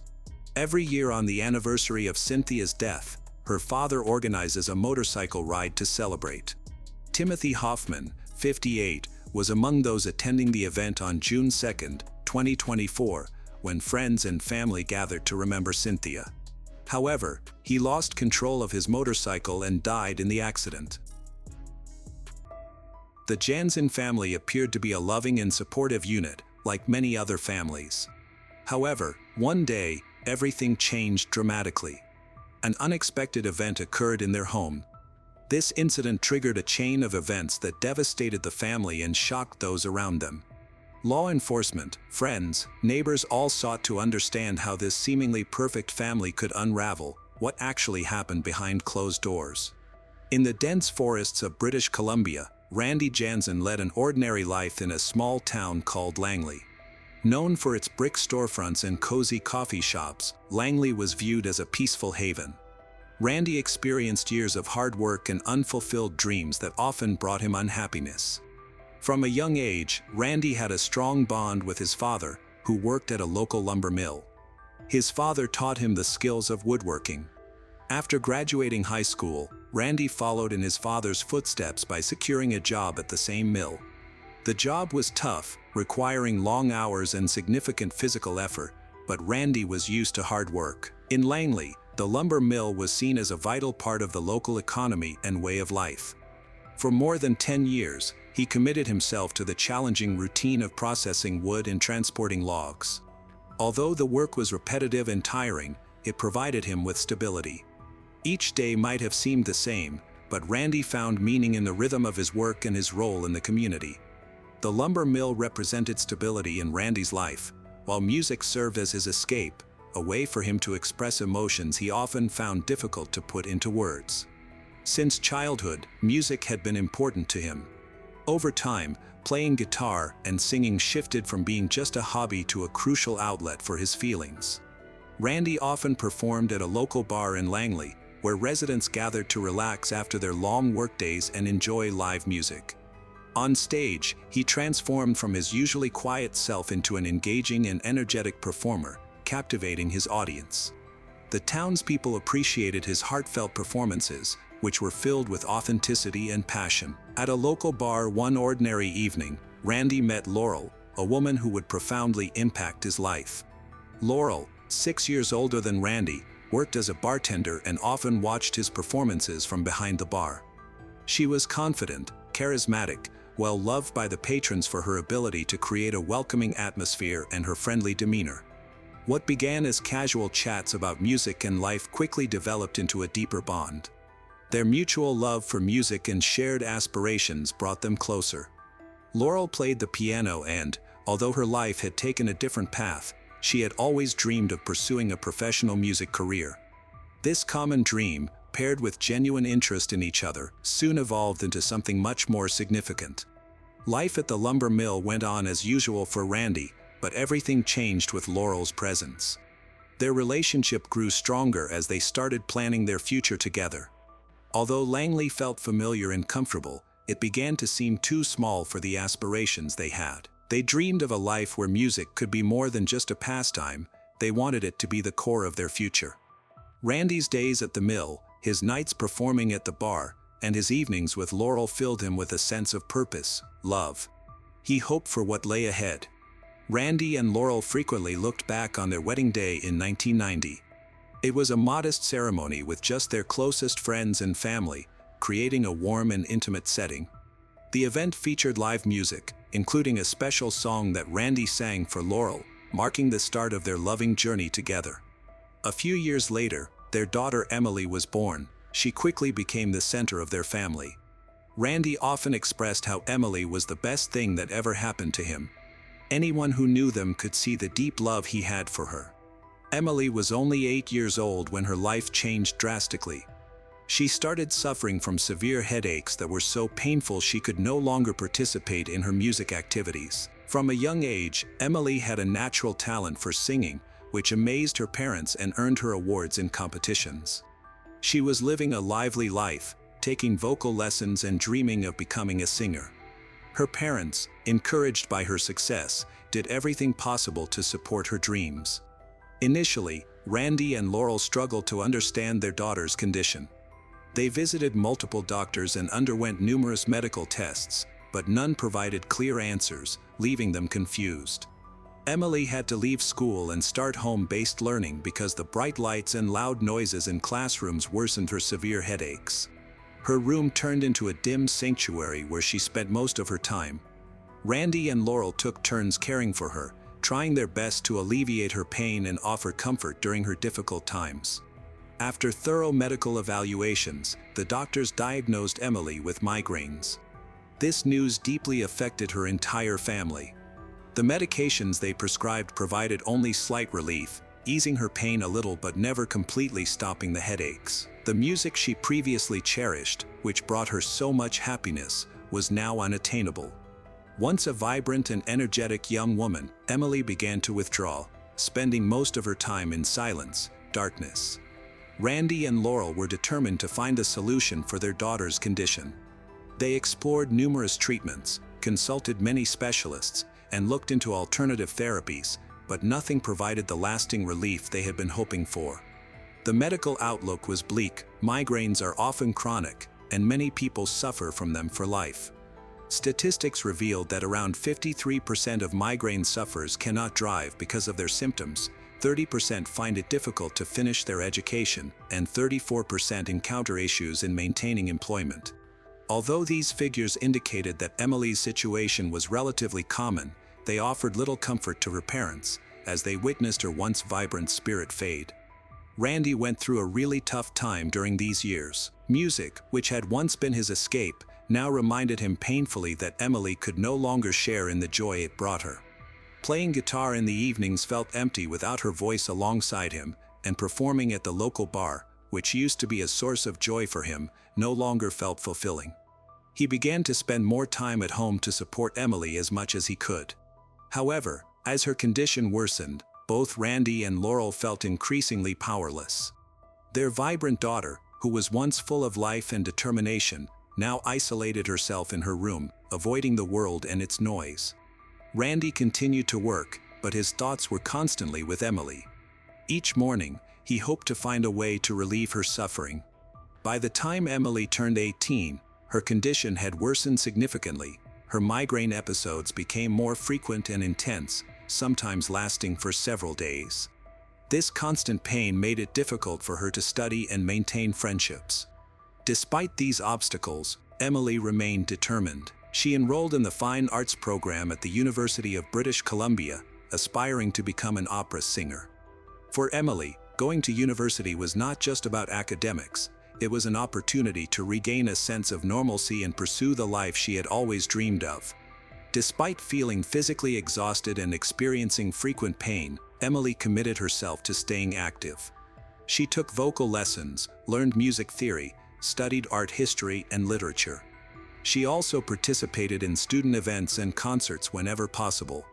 Her classmates admired her determination to engage in university life despite the challenges she faced. However, beneath this outward involvement, Emily was battling significant struggles. She frequently had to miss classes and catch up on her studies alone. The strong medications prescribed for her migraines left her feeling tired, drowsy, and weak. Her treatment plan included triptans, anticonvulsants, and antidepressants to help manage her symptoms. But these medications also had serious side effects, such as depression, difficulty concentrating, and a decline in her overall health. Over time, Emily chose to limit her medication intake as much as possible to lessen its effects on her body and began exploring alternative ways to manage her condition.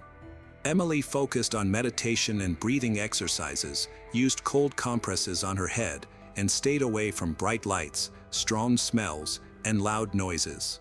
Her room became a safe space where she could escape anything that increased her pain.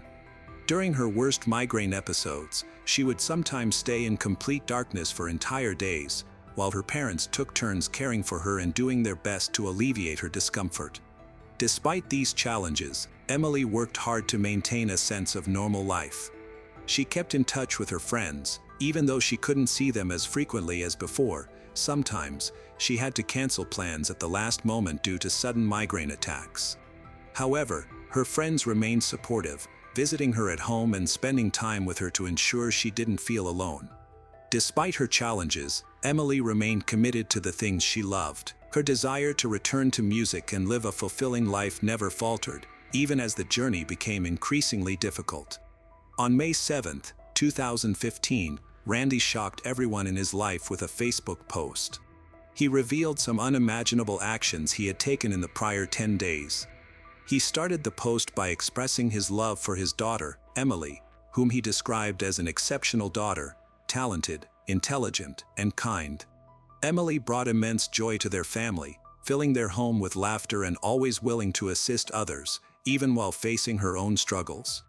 Unfortunately, her illness had robbed her of so much, forcing her to give up dreams she had worked tirelessly to achieve. Emily had been experiencing migraines since elementary school. The persistent pain caused her to fall into deep depression, making it common for her to endure days without relief. Randy observed how his daughter watched her classmates enjoy normal lives while she spent her time in hospitals or isolated in her dark, quiet room. Despite her efforts to hope for a brighter future, nothing seemed to alleviate her suffering. Randy worked at a lumber mill, but when he wasn't working, he dedicated all his time to Emily. He often told his friends that she was his whole world and that he couldn't bear the thought of life without her. Watching her in pain and feeling powerless to help was pushing him toward despair. Friends noted how Randy shared his struggles with them, making it evident how deeply he was affected emotionally. In this Facebook post, he confessed to taking a gun and ending Emily's life, explaining that he did it to free her from her constant pain. He described his vision of her as an angel soaring above the clouds, her long hair flowing in the wind, finally at peace. But he didn't stop there. Randy also revealed that he had taken the life of his wife, Laurel, because he couldn't bear the thought of her enduring the heartbreak of losing their daughter. A few days later, he also ended the life of his sister, Shelley, claiming he wanted to spare her from the shame of his actions. In the post, Randy shared Emily's journey in her battle against illness, highlighting her incredible strength and resilience. Unfortunately, despite her efforts, the illness had taken its toll. Randy expressed his helplessness as he watched her suffer daily, knowing he couldn't change her situation. He often told friends that he would do anything to support Emily, and ultimately, he felt this was the only way to help her. At the end of his Facebook post, Randy mentioned that his family was now in a better place, free from suffering. He expressed sorrow for his actions, took full responsibility, and apologized to anyone he had hurt. The post closed with the haunting phrase, "Rest in peace, my little family." After Randy's post went live, his friends and acquaintances immediately alerted the police out of concern for Randy's family. They were shocked by the content and wanted to ensure everyone's safety. Law enforcement acted quickly after receiving several calls. Officers were sent to Randy's home to look into the matter. One of Randy's closest friends, Brian Jones, was filled with fear and confusion as he read the Facebook post. Initially, he hoped it was just a mistake or a cruel joke. However, when he saw the signature, Daddy-O, Hugs and Kisses, a nickname Randy had used since school, Brian understood that Randy had truly written those words. This left Brian in shock and disbelief. He had always seen Randy as a kind and caring person, deeply devoted to his family. The thought that his friend could commit such an act or even possess a firearm was unfathomable to him. Brian remembered how lovingly Randy spoke of his family, making it difficult for him to grasp how things had taken such a tragic turn. The seriousness of the situation struck him immediately, and he knew he needed to respond quickly. He left work early and made his way to Shelley's house, trying to call Randy as he went. Each unanswered call only increased his worry. When Brian got to Shelley's house, he saw a pile of undelivered newspapers on the porch. This was unusual because Shelley was always dependable and took her responsibilities seriously. Her old van was in the driveway, the curtains were tightly shut. The yard was eerily silent, with no signs of life. Brian knocked on the door multiple times, but no one answered. The atmosphere felt unsettling and unnaturally quiet. Shelley had become a private person after her parents died. She lived by herself, had no children, and hardly spoke to her neighbors. Her primary job was delivering newspapers, and she was recognized for her reliability, punctuality. When Brian noticed the newspapers piled up without being picked up, he became worried and called the police. The dispatcher told him that he wasn't the only one worried about the family. A patrol unit was already on its way to investigate. When the police arrived, they tried to reach Randy Jansen, who was inside his house. They saw him through a second-floor window with a gun. The officers used loudspeakers and attempted to call him, but Randy did not reply. Understanding the seriousness of the situation, the officers proceeded cautiously to prevent further escalation. The house was surrounded, and negotiators began their work, but Randy did not show any intention to surrender or communicate. After several hours, the situation became much more critical. Randy set the house on fire, and officers saw smoke rising from the upper floor. They tried to get inside, but the flames spread too quickly, blocking access through the windows. Officers noticed a body wrapped in a sheet on the first floor, but they couldn't reach it to confirm its identity. Within minutes, the fire took over the entire house. When firefighters arrived, the house was fully engulfed in flames, and they could not save it. Investigators discovered 3 bodies in the charred remains of the house on Lanberis Road in Rosedale. 19-year-old Emily was found in her bedroom, wrapped in a sheet. 50-year-old Laurel was located in the kitchen, covered with a blanket. Both women had suffered 2 gunshot wounds to the head. Randy's body was located in a second-floor bedroom. He had died by suicide using a firearm and setting the house ablaze. The positioning of his body and the presence of the weapon indicated that Randy was experiencing severe emotional distress when he made the choice to end his life. When police arrived at the home of Randy's sister in Langley, British Columbia, they found her body in the living room. She had been shot twice in the head and was covered with a blanket. No signs of a struggle, indicating that Randy had likely caught her by surprise. Over the past year, Emily's health had worsened significantly. Doctors had to give her morphine injections to manage her severe pain, and these were used as a last resort. Neighbors often witnessed her parents assisting her into their home after her hospital visits. Emily was so weak that she required help to walk, which was heartbreaking for everyone who knew the family. Randy Jansen, Emily's father, dedicated himself to caring for his family despite facing numerous challenges. A year prior to the tragic events, he sought assistance from their family doctor due to ongoing insomnia and intense stress. He shared his struggles with witnessing his daughter's pain. The doctor suggested using sedatives and advised Randy to focus on getting more rest, but Randy refused the medication, feeling it wouldn't truly solve his problems. Brian noted that Randy had never indicated any thoughts of self-harm or intentions to harm others. He described Randy as a calm and hard-working individual always willing to help. Randy consistently put his family first, so no one could have anticipated he was capable of such actions. Brian observed that Randy had reached his breaking point. He could no longer endure watching his daughter suffer, which led him to make a heartbreaking decision. Neighbors who had known Randy since he was a child found it hard to reconcile this event with the kind and gentle person they remembered. They noted that he had never shown any signs of aggression or cruelty. His actions appeared to stem from a sense of desperation and an inability to cope with the immense pain affecting his family. One neighbor recalled Randy saying that if his daughter were to die, he wouldn't have a reason to live.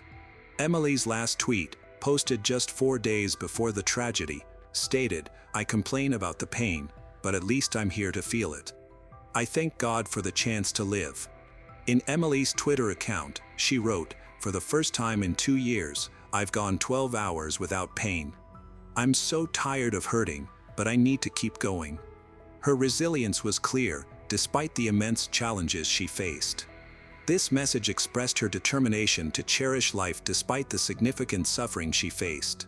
Her social media posts often reflected her struggle to stay positive in the midst of her illness, highlighting her hope even when times were tough. Emily was remembered as a kind and caring young woman who made an effort to stay connected with her community. She loved music and sang at the local church whenever her health allowed. Many residents of Langley have fond memories of her performances, but as her health declined, she was able to attend church less often. Despite her challenges, she remained generous and thoughtful, baking with her mother, sharing treats with neighbors. On her good days, she also helped local children with their homework. Laurel, Emily's mother, did everything possible to support her daughter. In a Twitter post, she expressed her feelings, saying, "Emily is back in the hospital, praying to God they can help her. I feel so helpless." These words showed the deep pain and despair she experienced while watching her daughter suffer. Although Laurel was emotionally drained, she was determined not to give up and continuously sought ways to improve Emily's condition. Similarly, Shelley, Randy's sister, could not predict the tragedy that would occur. The family never imagined their lives would be changed in such a devastating manner. Over the past year, Randy often shared with friends the heavy burden and stress he felt due to Emily's illness. No one could have predicted that he would eventually become so emotionally fragile that he would consider harming his family. Randy struggled to manage the emotional strain. Despite their shared despair, the family attempted to support one another, but their situation continued to worsen, leading to an unforeseen and tragic outcome. With the details now revealed, it is obvious that feelings of despair, hidden challenges, and deep hopelessness led to an unexpected tragedy. The story of the Jansen family serves as a sobering reminder that even within seemingly stable homes, deep pain can linger just beneath the surface, occasionally breaking out in unpredictable ways. In July 2009, 55-year-old Gloria Huerta Marmolejo vanished without a trace from her home in El Paso, Texas. The day before her disappearance, she had unexpectedly returned from a trip and discovered something in her house that she had likely suspected for a long time. Just hours later, all contact with her was lost. No calls, no messages, no clues. When her son suggested that she might have just gone away for a while, the rest of the family grew concerned. Gloria was not the type to leave without telling anyone. A few days later, her car was found abandoned, and her belongings had been neatly left at home. What started as a typical missing person case soon revealed a chilling truth about long-hidden relationships, a double life, and a betrayal that turned deadly.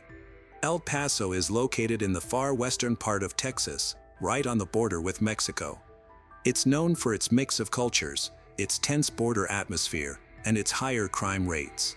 Despite its rough reputation, generations of families have built their lives there, holding tightly to traditions, loyalty, and the Sunday gatherings that bring everyone together. It was here, on July 28, 1955, that Gloria Marmolejo was born.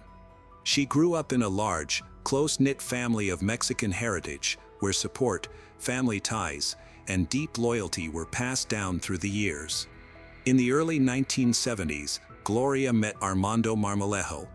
He won her over quickly, and by October 11, 1975, they were married.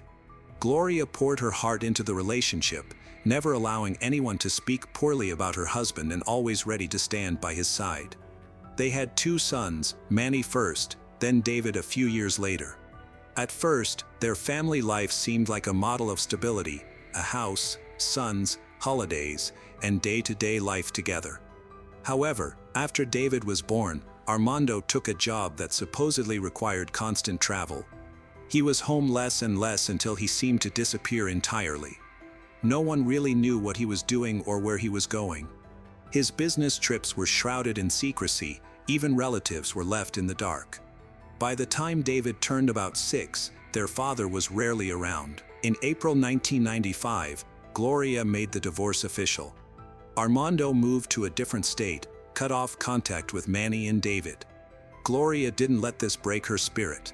She accepted the situation and focused on raising her sons. According to her brother, she had a different relationship with each of them, tailored to their personalities and needs. As Manny and David grew older, they began to drift apart. Each took his own path and followed his own interests, which was a natural part of life. Manny settled into a steady routine, while David frequently changed his priorities and directions. Gloria, after years of pouring herself into family life, eventually refused to sink into loneliness. At 50, she made a big change. She left her job of 27 years, went back to school, and earned a degree in management. She became a real estate agent, a job that provided her not just with an income, but also with a sense of purpose. It offered her flexible hours and the chance to be in control of her own time. Life eventually settled into a comfortable routine. The house where Gloria lived was tidy, well kept, and surrounded by a garden she loved to care for. She spent her time reading, enjoying the fresh air, and seemed to have found the peace she had always longed for. But everything changed suddenly. One of Gloria's neighbors, an elderly man she had known for years, became seriously ill. His adult son came to take care of him. After the son's arrival, Gloria began noticing some odd things happening. She often saw someone watching her from behind the bushes that bordered their yards. The man would hide, never getting too close, but his stare felt invasive and unsettling. Once, she even saw him holding what looked like a phone or camera, clearly recording her. This wasn't a one-time incident, it happened repeatedly. The sense of safety Gloria had always felt in her home was gone. She tried not to panic, but the tension kept building. Despite everything, she never went to the police. Part of her held back out of compassion for her sick neighbor. She worried that involving the authorities might make things worse. Another part of her felt it was better to wait, to observe, and to avoid making any sudden moves. Rather than contacting the police, she decided to call her brother Mark. She explained the situation clearly and shared her anxiety about it. She asked him to stay connected in case things got worse. While she didn't want to create unnecessary drama, she thought it was important for him to be informed. After that call, the thought of moving began to occupy her mind more frequently. Her sons moved out a long time ago. Manny is now living in Phoenix, and David has also moved to a new location. Although life in El Paso had always seemed stable and familiar, it was starting to feel uncertain. However, moving would mean leaving the home where she had rebuilt her life after her divorce, raised her sons, and rediscovered herself. It was not just a house, it was a part of her story. Leaving felt like relinquishing her past, whereas staying meant enduring ongoing anxiety. Over time, her thoughts of moving evolved into a quiet certainty, signaling that significant changes were approaching. To truly understand what happened, we need to look back at David, Gloria's younger son, during his early childhood. From a young age, David stood out from his classmates, not because he was academically inclined or well-behaved, but because he had a talent for getting into trouble. He found school uninteresting, disliked doing chores, and resisted any attempts to guide him. Unlike his brother Manny, who loved sports and eagerly embraced learning, David chose a different path. He was carefree, ignored school rules, and was always preoccupied with girls. David was restless, never committed to any activity for long. His interests were superficial and constantly changing. It was evident that his main priorities were his appearance, popularity, and the attention he received from girls. Relatives noted that even in his teenage years, he enjoyed being the focus of everyone's attention. He knew how to leverage his good looks, confidence, and charm. While his classmates were still learning about dating, David behaved as if he had everything under control. He felt entitled to attention, viewed girls as just another aspect of his life. This sense of entitlement and inflated self-esteem became defining characteristics of his identity. At the age of 16, he began dating a girl, who became his official girlfriend. However, he still spent time with other girls. To his family and friends, he presented his girlfriend as his serious partner, while secretly, he was seeing other people. She was 2 years younger than him and became pregnant at just 15. This unexpected situation changed everything. Suddenly, David felt he needed to take responsibility. He dropped out of school, found a job, and proposed to her. His decision surprised everyone, even Gloria. Despite her initial shock, Gloria supported David through this difficult time. She accepted his girlfriend as part of the family and quickly offered help with the new baby. After the birth of their first son, they welcomed 3 more children.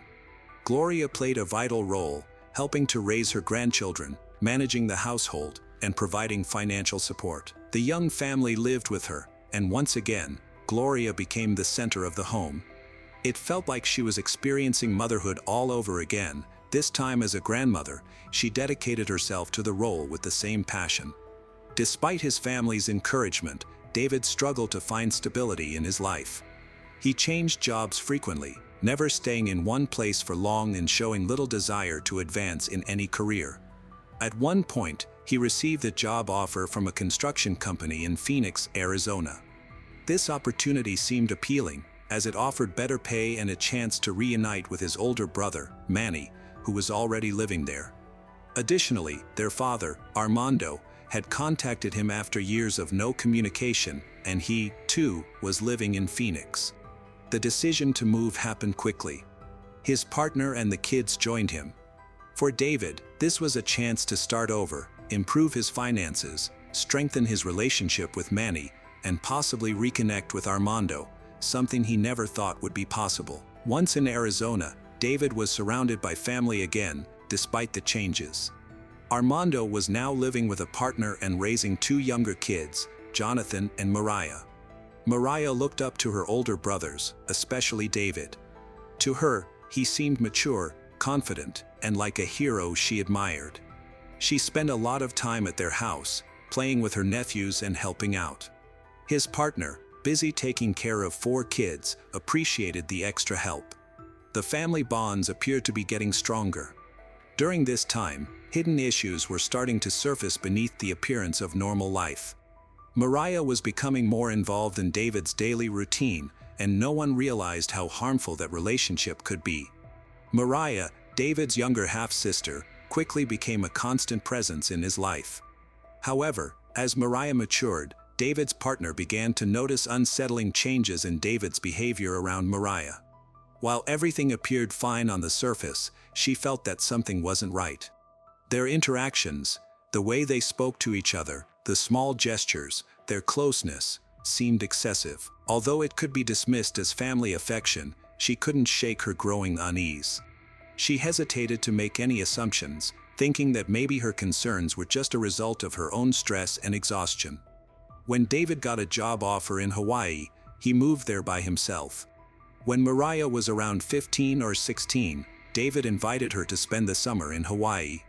At first, everyone thought it was a normal family trip with her brother, his partner, and their children. However, after a few weeks, David's partner began to notice unsettling signs. She saw the way David and Mariah looked at each other and spoke. These little things didn't feel right. What started as a vague concern gradually turned into real suspicion. One day, she walked in on them in the bedroom. Disturbed by what she witnessed, she immediately called Gloria. For Gloria, this news was shocking and heartbreaking. The idea that something inappropriate might be happening between her son and his young half-sister was unbearable. She demanded that it must end immediately, and Mariah was sent back home to Texas right away. The incident did not become public and had no formal repercussions, but it changed the dynamics within the family. Gloria lost trust in her son. Although she tried to act normally, she recognized that this was not just a simple mistake, it felt like a significant threat. The bond of trust was broken. The once strong family ties began to deteriorate quickly. A serious argument erupted between mother and son. Gloria expressed her disapproval openly, criticized David's actions, demanded he cut off all contact with Mariah, and made it clear she wouldn't accept anything like this again. David denied everything, claiming there was no relationship and accusing others of blowing things out of proportion. However, Gloria did not believe him.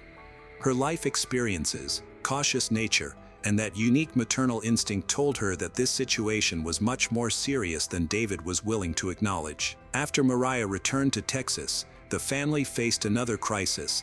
David was involved in a serious motorcycle accident on one of Hawaii's winding roads.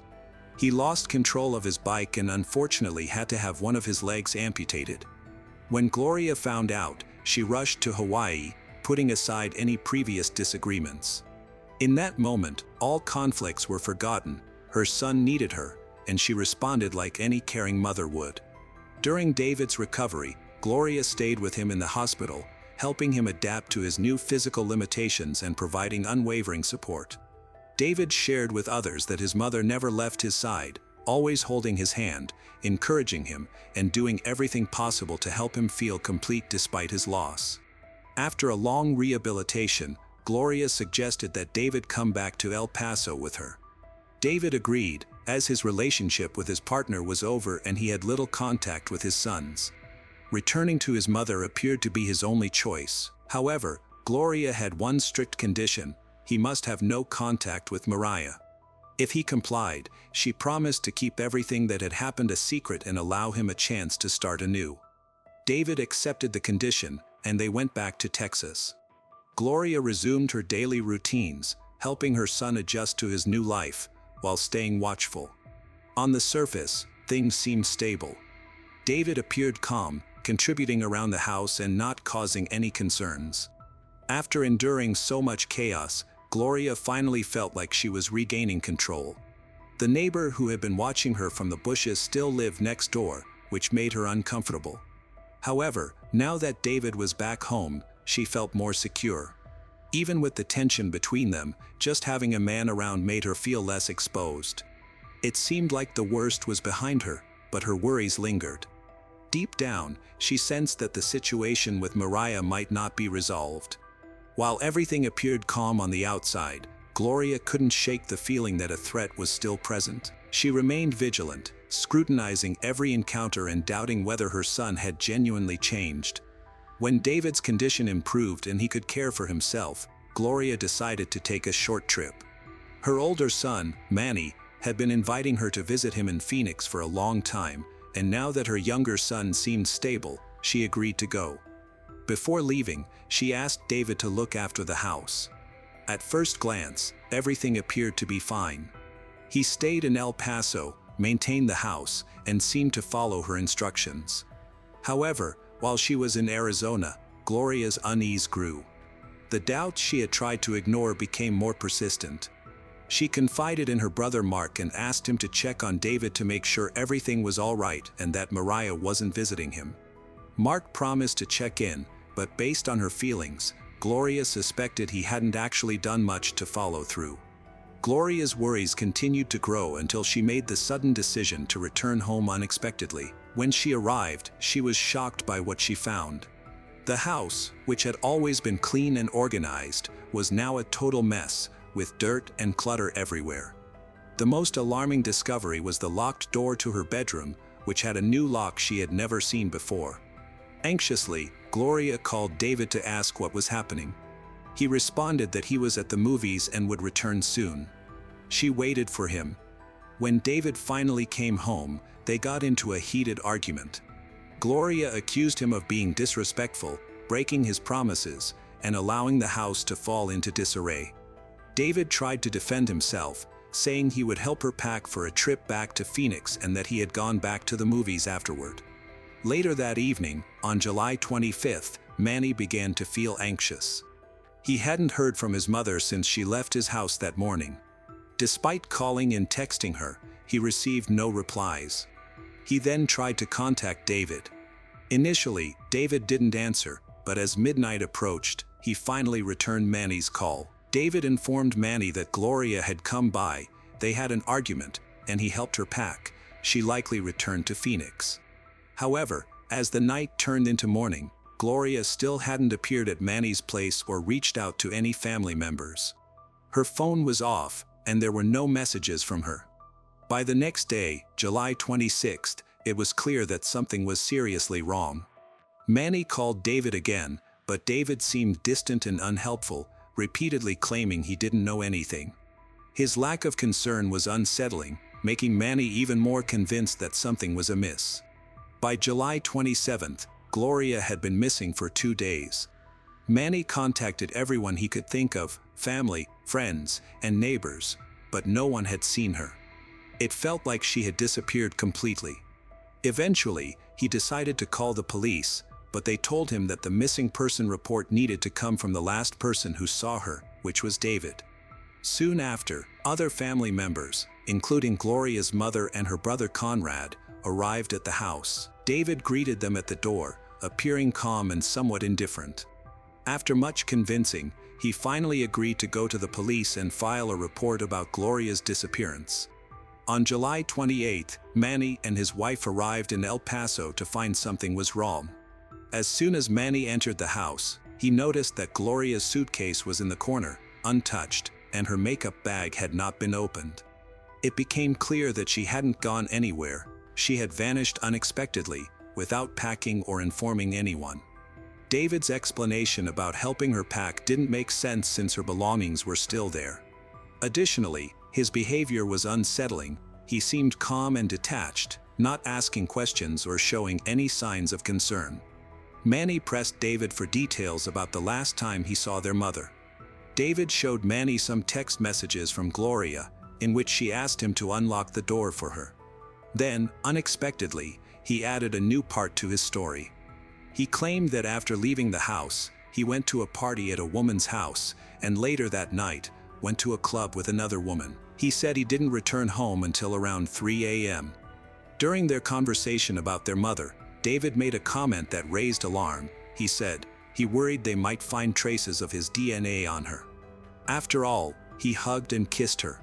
This statement was confusing, especially since Gloria was reported missing, and no one had suggested anything more serious. The following day, July 29th, local detectives brought in the family members for questioning. David repeated his story, but this time he altered some details. He no longer mentioned going to the movies. Instead, he said he spent the whole evening at the party. A woman confirmed his presence, stating he arrived between 7 and 8 p.m., stayed until midnight, and seemed tense. She did not mention anything about him going to a club with another woman. On that same day, troubling news emerged. Gloria's car was discovered abandoned near an elementary school in El Paso. Her personal items, purse, keys, and phone, were still inside, but there was no sign of Gloria. This changed the investigation from a missing person case to a potential crime, and the Violent Crimes Unit took over. Officers began canvassing the neighborhood. Several residents reported seeing Gloria's car leave the garage on the morning of July 26th. One witness was confident that she had seen Gloria driving. However, another neighbor had a different account. He stated that he saw a young, light-skinned woman with short blonde hair behind the wheel, and he noticed what appeared to be a man's silhouette in the back seat. This was the first solid evidence suggesting that someone other than Gloria had driven her car after she disappeared. The police searched the house and found bloodstains in the garage, mostly on the door of a built-in cabinet. Although there wasn't a large amount, it appeared fresh, leading them to classify the house as a potential crime scene. This discovery prompted detectives to question David more intensively. His accounts were inconsistent, with discrepancies even in basic facts. He struggled with the timeline, frequently changed the order of events, and introduced new details each time he spoke. Throughout the questioning, he remained unusually calm, showing no concern or asking questions about the investigation, which raised suspicions. The police analyzed the blood samples and began collecting DNA from family members. Manny noticed his brother's strange behavior and couldn't stop thinking about Mariah. He felt uneasy about the close relationship between her and David, leading him to urge the police to consider Mariah as a possible suspect, especially given David's partner's previous comments. Investigators examined cell phone data, which revealed important findings. Records show that David made a call between 1:30 and 1:40 a.m. on the night of July 25th to 26th. His phone was located almost 4 miles away from where Gloria's car was found. Additionally, there were several calls between David's and Mariah's phones from 5:30 to 6 a.m., both incoming and outgoing. These inconsistencies, combined with witness statements, changing stories, and digital evidence, suggested that Gloria's disappearance was not an accident and that she did not leave on her own. The investigation had clearly turned into a criminal case, with David and Mariah being the last known individuals to have seen Gloria alive. On July 31st, a woman walking her dog found Gloria's body in the desert in Santa Teresa, New Mexico. The body had started to decompose. Her head was covered with 2 layers, first with plastic and then with a paper bag. Her left leg and arms were also wrapped in plastic. Investigators quickly realized that whoever committed this crime attempted to conceal any biological evidence, suggesting a deliberate act rather than a spontaneous one. The medical examiner determined that Gloria died from suffocation. Her broken larynx indicated that significant physical force was used, showing that the perpetrator had complete control over the situation. This was not a reckless act, it was a calculated and brutal attack. Lab results started to arrive, revealing that the blood samples found in Gloria's garage belonged to Mariah. This discovery made Mariah a key figure in the investigation. Gloria's brother, Mark, informed detectives that before Gloria vanished, she had confided in him her suspicions about David and Mariah having an inappropriate relationship, which she strongly disapproved of. Mariah and David were questioned about their whereabouts on the night of July 25th to 26th. They stated they had spent the entire night together, but cell phone records contradicted this. David's phone made a call at 1:37 a.m., which was almost 4 miles away from where Gloria's body was found later. Additionally, there were calls between David and Mariah at 5:30 and 6 a.m. If they were together the whole night, why did they call each other? Under pressure from investigators, Mariah started to change her story. Eventually, she was offered a deal. She would receive full immunity if she provided the complete truth about what happened. She accepted the offer. Mariah explained that Gloria unexpectedly returned home and discovered her there. This led to a heated argument between Gloria and her son. Gloria insisted that Mariah leave at once and never return. At that moment, Mariah claimed that David lost his temper and became violent, resulting in Gloria's tragic death. Following this, David contacted Mariah to ask for her assistance in covering up the incident. They cleaned the scene to eliminate any evidence and placed Gloria's body in her car, then drove it out of the city. Mariah also confessed that the blood found in a garage belonged to her, as it was from a prior altercation with David. When David buried Gloria, Mariah stated that she was present nearby. Her confession was a crucial turning point in the investigation. On September 4, 2009, David was arrested and faced charges of causing serious harm, hiding evidence, and destroying evidence. The trial began in May 4, 2010. Mariah, who had been given immunity, testified against him. She revealed that their relationship began when she was 14 and he was 29. A startling detail was that she had a child with David, who was later put up for adoption. This information surprised even those who were aware of their relationship. Many family members were unaware of the complete story. Some remained silent while others never suspected anything wrong. Investigators provided more evidence, but no DNA from David was found on Gloria's body. The defense claimed that the case relied on circumstantial evidence. David remained calm and composed in court, occasionally becoming emotional, but consistently insisted on his innocence. The first trial ended without a clear verdict because the jury was unable to reach a unanimous decision. To prevent local bias, it was decided to move the trial to San Antonio. July 10, 2010, David Marmolejo was charged with murdering his mother. In 2011, resulting in David being found guilty and sentenced to 54 years in prison. However, the situation continued to evolve. David was extradited to Arizona in December 2016 to face the crimes he committed against escort service. He is awaiting retrial at the Maricopa County Jail, where he has been held since December 8, 2016. David Marmolejo now faces 29 charges, including 15 counts of abuse assault, 4 counts of armed robbery with a deadly weapon, 4 counts of aggravated assault, 2 counts of abuse, and 4 counts of kidnapping. He initially denied the charges, but his story began to change when a Phoenix detective presented him with evidence. Marmolejo has denied the abuse assault but admitted to picking up approximately 11 escort services during his time in Phoenix. After his arrest in 2006, Marmolejo was reportedly charged with 4 counts of kidnapping, 4 counts of armed robbery, and 10 counts of abuse assault. However, the case was dismissed because 3 of the women could not be found, and the 4th refused to cooperate. Enjoying her freedom, she went to live with her mother. To avoid a life sentence, he made a plea deal with prosecutors, admitting guilt to 6 of the charges while the others were dismissed. Gloria dedicated her life to raising her sons and did everything she could to pull David back from the edge. In the end, he was the one who destroyed everything she had worked so hard to build. The tragic loss of Gloria Huerta Marmolejo revealed the devastating consequences of betrayal within a family she fought to protect. Her unwavering dedication to her sons, especially David, could not shield her from his descent into violence. Convicted of her murder and facing further charges in Arizona, David's actions shattered the bonds Gloria cherished. Her story serves as a haunting reminder that even the strongest love cannot always mend a broken soul, leaving behind a legacy of grief and a call for vigilance against hidden dangers in those closest to us.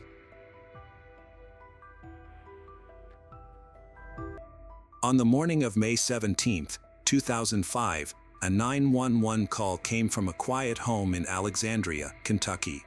A woman was screaming, claiming that someone had broken in and shot her husband. When the police arrived, they found the house in chaos. Drawers were pulled open, items were scattered everywhere, and broken glass covered the floor. In the bedroom, they discovered a man's body. Initially, it appeared to be a botched robbery, but something felt off about the situation. The children provided different accounts of the event, raising suspicion. Then, the police uncovered a crucial piece of evidence hidden deep inside the washing machine that changed the investigation. What truly happened in the Bosley home that morning? Robert Bob Bosley was born on August 6, 1962, in the small town of Alexandria, Kentucky. He grew up in a close-knit, religious family with his siblings. From an early age, Bob demonstrated a sharp intellect and a strong ambition. Although much of his early life is not well documented, it is clear that he started planning his future before he even became an adult. Bob dreamed of becoming wealthy and owning his own business. He began by offering chimney cleaning and minor roof repairs. With long hours, affordable rates, and a strong work ethic, he gained a reputation as a reliable and friendly worker. His hard work paid off. Eventually, Bob expanded his one-man operation into a successful business, Bosley Roofing and Chimney Sweep in Alexandria. Under his management, the company became known for its quality and reliability, attracting loyal customers and generating impressive profits.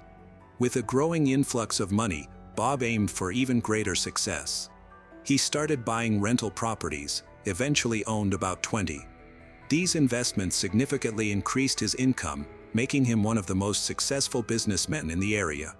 His newfound wealth allowed him to enjoy a lavish lifestyle, complete with sports cars, horses, an airplane, a large boat, and a collection of expensive firearms.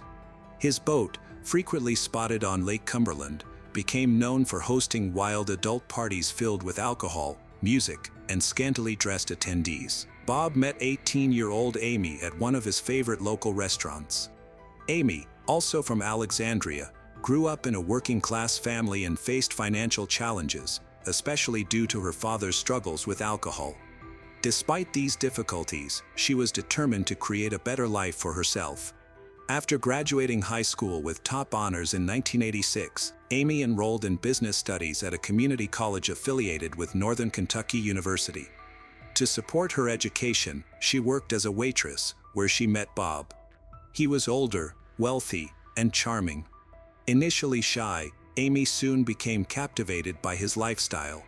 She began attending his infamous lake parties and quickly became a close friend of his. Eventually, Amy won Bob's heart. After 4 years of dating, they got married.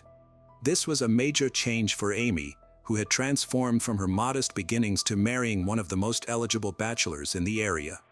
They then started a family, welcoming their daughter Morgan in 1996 and their son Trevor 3 years later. Amy transitioned from her carefree party days to fully embrace her new role as a dedicated mother, swapping late nights at the lake for school events and parenting responsibilities. Bob was expanding his business and investments, but he found one aspect particularly frustrating: administration. Managing payroll, taxes, invoices, and contractors felt burdensome to him. He preferred spending time by the lake rather than being stuck in an office. On weekends, he often disappeared on his boat for days at a time, keeping his location a secret.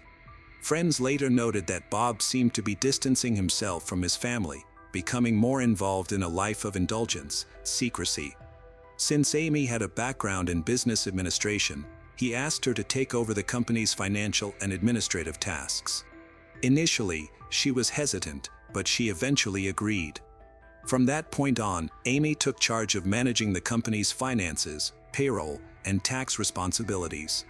The Bosleys seemed to be doing exceptionally well, living in a charming log cabin in the woods south of Alexandria while their dream home was being built close by. This future home was impressive, featuring 14 acres, stained glass windows, a stone tower, and Gothic gargoyles.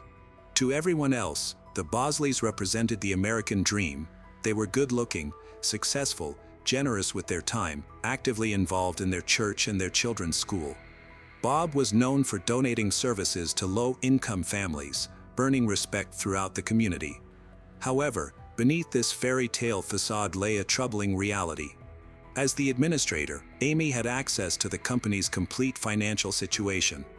While Bob focused on expanding the business, the lake, and building their dream home, Amy secretly started redirecting company funds. Instead of paying taxes, she funneled the money into a personal account that was hidden from view. For years, this embezzlement went unnoticed, but the IRS eventually caught on. They sent multiple letters, made phone calls, and tried to schedule meetings, but Bob never received any of these communications. Amy had ensured that all IRS correspondence was sent to a private mailbox she controlled, fully aware that the government was closing in but thinking she could delay things indefinitely. On the morning of Tuesday, May 17, 2005, just days before their 15th wedding anniversary, everything changed. Around 5 a.m., Amy Bosley made a frantic 911 call. Her panicked voice filled the line until the call was abruptly interrupted by a loud crash. The dispatchers attempted to reconnect.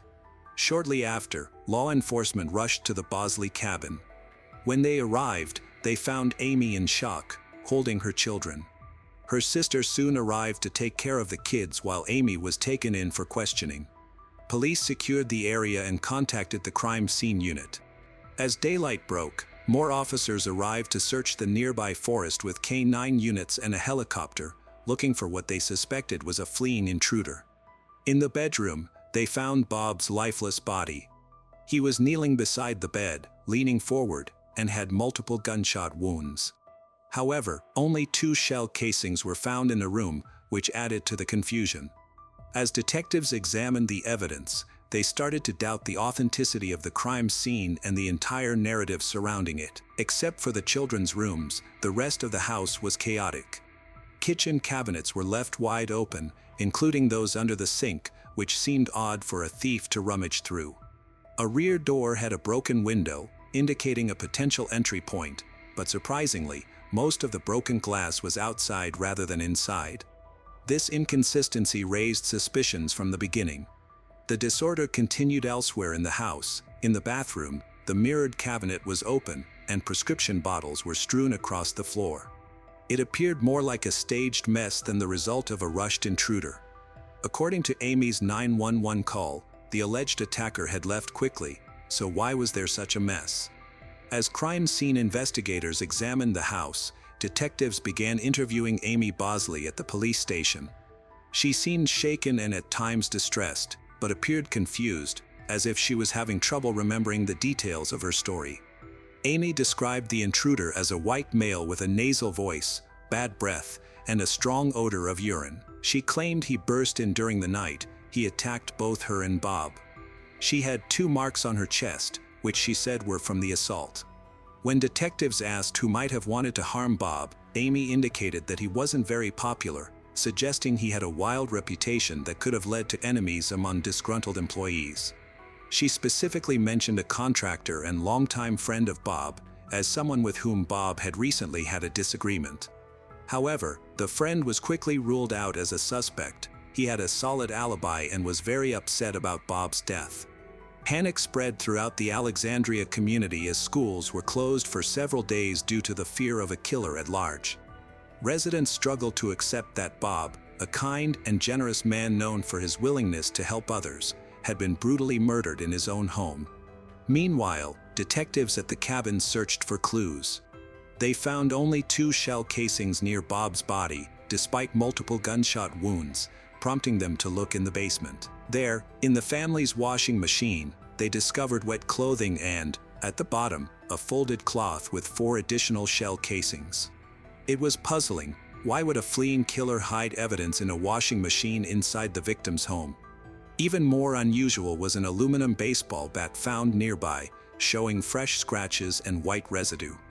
Further lab analysis would be necessary to understand its potential relevance. Amy has been released and can now reunite with her children, but new details are emerging. The crime scene looks suspiciously arranged. Valuables, including large amounts of cash, were left alone. Amy's emotional reaction seems insincere. She showed no tears or genuine sorrow. Investigators believe there may be hidden motives. Then, a significant development occurred. IRS staff visited the station after learning about Bob's death. They had been trying to reach him for months regarding an enormous unpaid tax bill of over $1.7 million.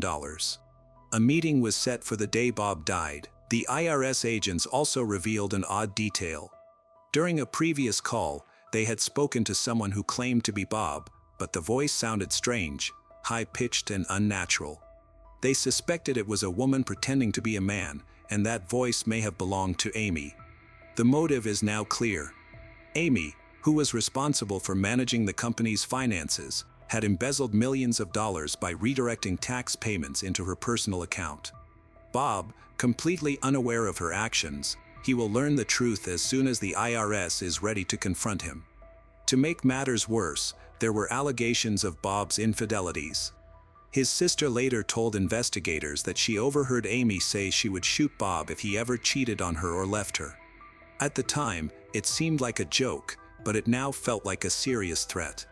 Despite the growing evidence against her, Amy Bosley continues to deny any involvement in her husband's murder. During her second interrogation, she insists that she loved Bob, even though their marriage had its issues. She acknowledges that they faced problems, as many couples do, but argues there was no reason for her to harm the father of her children. Investigators, however, have a different perspective. Ballistics tests confirm that all 6 bullets that hit Bob correspond to 6 casings found, 2 in the bedroom and 4 concealed in the washing machine. A crucial development in the investigation occurred when Morgan and Trevor Bosley, ages 9 and 6, were interviewed separately. Both children provided the same description of the events. They had gone to bed peacefully but were suddenly awakened by the sound of 6 gunshots, followed by the sound of glass breaking.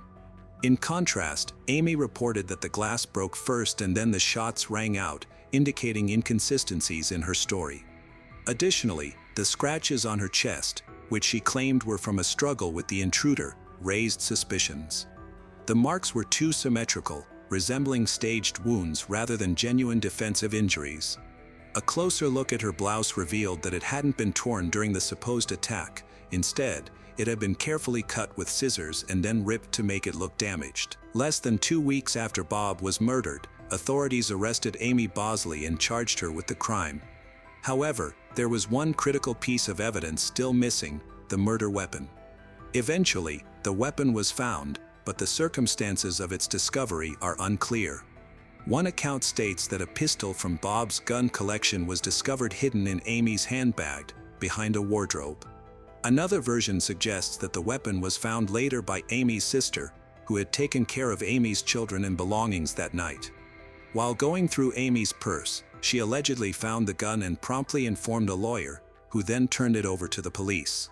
Regardless of how it was obtained, ballistic testing confirmed that the gun matched the 6 shell casings found at the crime scene and in the laundry. Although the bullets recovered from Bob's body were too damaged to establish a direct match, the circumstantial evidence against Amy was substantial. As the trial opened, prosecutors presented a straightforward and damaging story. For years, Amy had secretly embezzled money from Bob's company by diverting tax payments to herself. She had managed to evade the IRS through mail redirection and deceit, but her luck had finally run out. On May 17, 2005, Bob was set to meet with IRS agents who were insisting on explanations. Amy understood what this meeting signified: being exposed, facing divorce, and possible prison time. In response, the once respected wife, mother, and community volunteer came up with a desperate plan. The night before her meeting with the IRS, Amy, with her children asleep nearby, quietly took one of Bob's guns. Some sources claim she sedated the children first. While Bob was asleep, she shot him. Although wounded, he woke up and tried to defend himself. Investigators noted the way he was injured suggested he lunged at her, unaware that she was the one holding the gun. In shock and bleeding, Bob was unable to overpower her. She attacked him again. By the end of the incident, Bob Bosley, who had built his wealth from nothing, and who had put his trust in Amy, was dead in the home they were planning to share. Amy, who once supported him, now faced charges for orchestrating his murder, not out of fear, but out of greed. Bob Bosley's carefully built life of luxury and respect crumbled in one night due to cold calculations. What was left was a broken family, a shocked community, and an unforgettable legacy of betrayal. She smashed the back glass door with a baseball bat, rifled through cabinets and drawers to create the illusion of a burglary. Next, she concealed 4 spent bullet casings wrapped in cloth at the bottom of the washing machine. To make her injuries look real, Amy lightly cut her chest with what appeared to be scissors and slashed her blouse to suggest a struggle. Final, she concluded her act with a 911 call, her voice filled with panic and the scene meticulously staged. Forensic evidence presented a different perspective on the case. Laboratory tests showed that glass fragments found on the aluminum bat matched the pieces from the broken rear door. The bat, which Amy's children recognized as belonging to their family, had not been used by an intruder. Instead, it was used by Amy herself. The police found no footprints, vehicle tracks, or any signs of anyone fitting the description Amy gave. No one had entered or left the house that night. Investigators also uncovered details about the Bosleys' marriage. Amy believed Bob had cheated on her. Photos discovered in their safe, taken during wild parties at Lake Cumberland, revealed a secret lifestyle and confirmed at least one affair. While the emotional pain of betrayal was evident, the real motive ran much deeper. Amy had embezzled the large amount of money from Bob's company by skimming off funds and failing to pay taxes. She thought that by killing him, she could keep her secret safe. Without Bob, his assets could cover the debt, allowing her to keep the remaining funds. The defense argued that the bullet casings could have come from Bob's pockets after a trip to the shooting range, but the evidence against Amy continued to mount. Despite this, her lawyer pointed out that there were no eyewitnesses, no DNA evidence, and no clear connection between the bullet casings and the bullets found in Bob's body. This ambiguity provided a chance to influence the jury's decision. Fearing that Amy might be acquitted and wanting to protect the Bosley children from the trauma of testifying against their mother, the prosecutors offered a plea deal. This would allow Amy to avoid a trial, spare her children the emotional strain, and receive a lighter sentence. In return, she would admit her guilt without revealing what had happened to the stolen millions. On November 2, 2006, Amy Bosley appeared in a Campbell County courtroom wearing a green and white prison jumpsuit. Her expression was impossible to read. Before the sentencing took place, Bob's family spoke directly to her. His brother accused her of being a liar and a fraud, warning her that although she might gain her freedom one day, she would never escape the memories of her actions. He reminded her that every night, she would see Bob's face and remember the tears of his children who were left without a father. Bob's sister fixed her gaze on Amy and asked the haunting question that troubled them all: did he beg you to stop? The answer would never be known. Next, Bob's mother approached, heartbroken and shaking, as she read a letter expressing her grief for the final goodbye that never happened. Amy remained silent, looking down and wiping away her tears. The judge acknowledged the damage Amy had caused, not just to her husband, but also to her children, her community, and her own future. He sentenced her to 20 years in prison. According to Kentucky law, she would be eligible for parole after serving 85% of her sentence, which equated to 17 years in prison. On May 18, 2022, exactly 17 years after Bob was murdered, Amy Bosley, who was 54 at the time, was released from the Kentucky Correctional Institution for Women. Most news outlets barely covered her release, and her current whereabouts are unknown. Some speculate that she may be trying to find the millions of dollars she had embezzled. Bob is buried at St. Stephen Cemetery in Campbell County, Kentucky. He is remembered for his kindness, ambition, and dedication to his family, tragically killed by someone he trusted deeply. In retrospect, Amy's choices appear both tragic and irrational. She was not in financial distress, and her husband was not abusive. The IRS may have offered a solution to her financial issues, or if she sought revenge, a divorce could have made her wealthier and free. Instead, she opted for murder. At 3 a.m., police knocked on the door of a quiet apartment in Houston. Inside, Leon Jacob and Valerie McDaniel thought their troubles were resolved. However, when Valerie opened the door, instead of finding relief, she was met with handcuffs. 2 people were missing, and it was believed they were dead. Now, they at the center of this situation had to confront the reality of what had happened. Unbeknownst to them, everything had been a setup. This story revolves around deception, manipulation, and a plan that spiraled out of control, ultimately leading to a dramatic downfall. Leon Jacob had always dreamed of becoming a doctor and saving lives, but the reality was much darker. His medical career was marked by unfinished residencies, disciplinary actions, and a series of failures. His personal life was equally troubled. Leon married Annie Morrison in 2001. She was ambitious, smart, but their home life was chaotic. They moved to New York to advance their careers, Annie in law and Leon in medicine, but what should have been a time for growth turned into a nightmare. Verbal abuse quickly escalated to physical violence. Leon hid his actions well, bruises were concealed and threats were spoken softly. By the time their second son was born, Annie lived in a constant state of fear. Leon's anger was uncontrollable. He drank heavily, gambled irresponsibly, and manipulated Annie through psychological abuse and terrifying threats.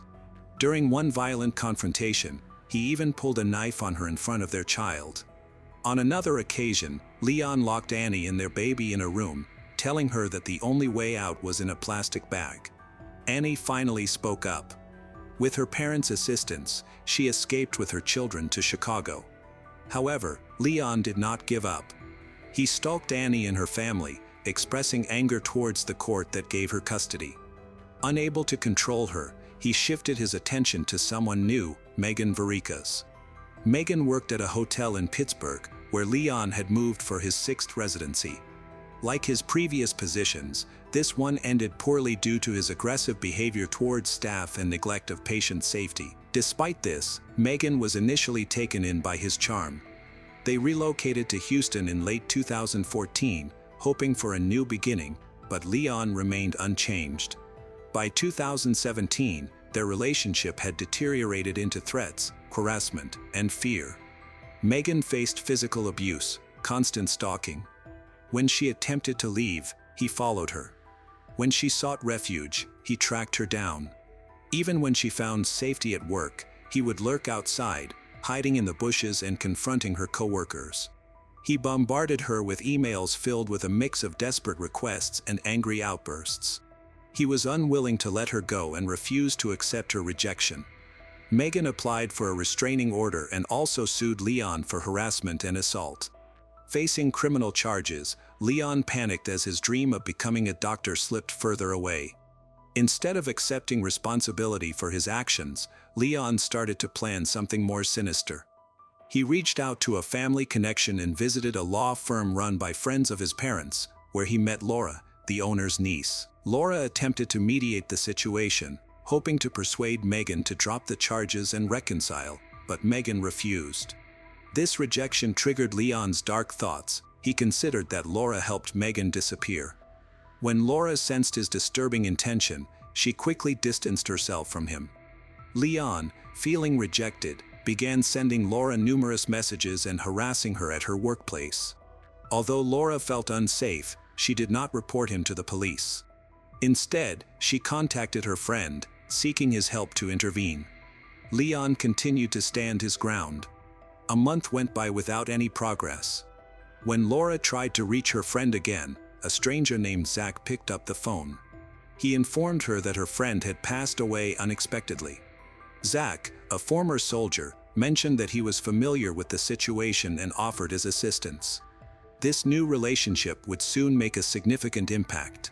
Leon's personal life took an unexpected turn when he started dating Valerie McDaniel, a well-regarded veterinarian from Houston and a neighbor of his mother. Valerie, known for her compassion and passion for animals, had a successful career running the Montrose Veterinary Clinic since 2000.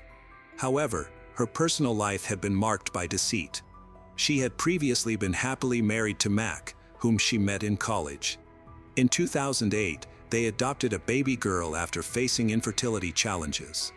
Unfortunately, their family life fell apart when a woman unexpectedly contacted Valerie, claiming to be Mac's mistress and revealing years of his infidelity. Despite Mac's pleas for forgiveness, the cheating continued. Valerie eventually filed for divorce in 2014. After a lengthy and expensive legal battle, they finalized the divorce in 2016, which included her buying out Mac's share of the clinic for over $1 million. After becoming single and raising her daughter, Valerie decided to move to an upscale neighborhood in Houston. There, she met Leon, a charming, attractive man who was 8 years younger and worked as a doctor. At 48 years old and seeking stability, Valerie found herself attracted to him, even though she noticed some troubling signs. Not everyone supported their relationship. Friends cautioned her about Leon's arrogance. Her ex-husband Mac grew increasingly worried when he learned that Leon had been arrested for assault, especially since their daughter was now spending time at Valerie's house. This concern led to tension between Valerie and Mac. Valerie had assured Mac that Leon would not be present during their daughter's visits, but she broke that promise. Leon continued to come in Valerie's home, ignoring the warnings and boundaries set by others. As Leon's time to face her lawsuit approaches, he received a call from Zach. Leon saw this as an opportunity. Zach, who described himself as a former soldier, appeared to be the ideal person to help with what Leon considered a solution. Leon wanted Megan out of the way before the trial. If she is unwilling to leave the state on her own, it would be best for her to go back to Pittsburgh. Without hesitation, Leon offered Zach money and gave him a $2,500 down payment during a meeting in early February. However, Zach, whose real name was Motaz Azza, had no intention of harming anyone. Instead, he viewed this as a chance to prevent a potential tragedy and decided to trick Leon. He told Leon that the job was completed, claimed that Megan had been taken and convinced not to testify. Leon wanted to talk to her, but Zach advised against it, insisting she was emotionally unstable.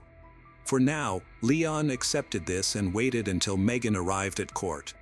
When she did, Leon lost his temper, while Zach pretended not to know what was going on. To keep up the act, Zach created a new plan. This one involved pretending to cause a car accident and planting banned substance to damage Megan's reputation before the trial. Leon agreed once more and continued to pay Zach, but the plan didn't succeed. Zach claimed that his team, whom he had supposedly hired, had been arrested. In reality, there was no team and no plan. It was all a deception. By the time Zach vanished, Leon had given him a total of $9,000. During a later court hearing, Zach admitted that he never called the police because he feared they wouldn't believe him. Given his previous theft conviction and a suspended sentence, he worried that his testimony would not be taken seriously, especially against someone like Leon Jacob, who was still a respected doctor. Feeling frustrated and betrayed, Leon looked for help elsewhere. He reached out to a prominent Houston city councilman and bail bondsman, Michael Kubosh, who had previously helped post bail for Zach. However, when Leon rushed into Michael's office demanding Zach's phone number, the discussion quickly changed direction. Leon was forceful and persistent. He accused Zach of disappearing with a large sum of money. Confused, Michael asked for more details. That's when Leon disclosed a shocking fact. He wanted Megan removed from Houston and taken off the witness list for good. Michael felt a surge of panic. He quickly reached out to the police. Authorities acted swiftly and tracked down Zach, discovering that his real name was Motaz. After his arrest, Motaz told detectives that he had been deceiving Leon to prevent a real crime from occurring. He claimed his actions were part of a scheme to protect Megan while also earning money. However, a crucial question remained: if he genuinely wanted to protect Megan, why didn't he contact the police earlier? After months of manipulation, deceit, and escalating threats, Motaz, previously known as Zach, decided to involve law enforcement. He agreed to cooperate with detectives in a high-stakes undercover operation aimed at capturing Leon Jacob in the act. The goal was to obtain recorded evidence of Leon ordering a hit. Detective Javier was selected to impersonate the hitman. During a wiretapped conversation, Zach informed Leon that he wasn't the suitable candidate for the job, but he had someone else in mind. Leon acted quickly. He was not only focused on Megan but also had another target in mind. He asked if Javier could take care of two assignments, the second being Valerie McDaniel's ex-husband, Mac. Both Leon and Valerie consented. Mac needed to be eliminated. On March 8, 2017, for individuals, Leon, Valerie, Zach, and undercover officer Javier gathered at an Olive Garden restaurant. This meeting was intended to be a planning session, but it was actually being recorded. Leon expressed his thoughts regarding their situation. He indicated that he did not want to kill Megan but just wanted her to leave Houston and made her too scared to testify. However, he mentioned that if she refused to leave, he was open to taking extreme actions. He even suggested using an injection to make it look like she had a heart attack. Valerie, who was sitting next to him, didn't react negatively. Instead, she shared Mac's location and proposed a plan to hijack his car while he was inside, making it look like a robbery that went wrong. She was concerned that Mac would seek full custody of their daughter. Unbeknownst to the perpetrators, their intended targets were already informed about the operation. 2 weeks prior to the meeting, police warned Megan that her life was at risk. She initially sought refuge at her parents' house but later chose to return and assist with the investigation. Mac received the same warning and request for help. Together, they became part of their own crime scene.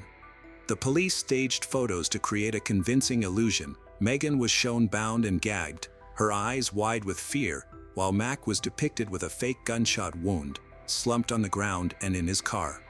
These images would serve as a crucial trap for Leon and Valerie. On March 9, Detective Javier showed Leon and Valerie photos of Mac's lifeless body. Leon examined the images closely, while Valerie nodded in agreement.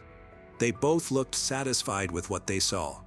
Later that day, Javier presented a second set of images showing Megan, who appeared to be kidnapped and frightened.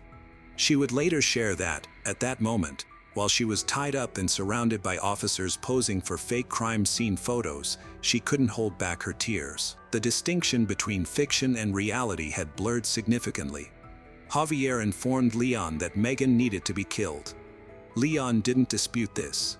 Then, early in the morning on March 10 at 3 a.m., police officers knocked on Valerie's door with the unfortunate news Megan and Mac were dead.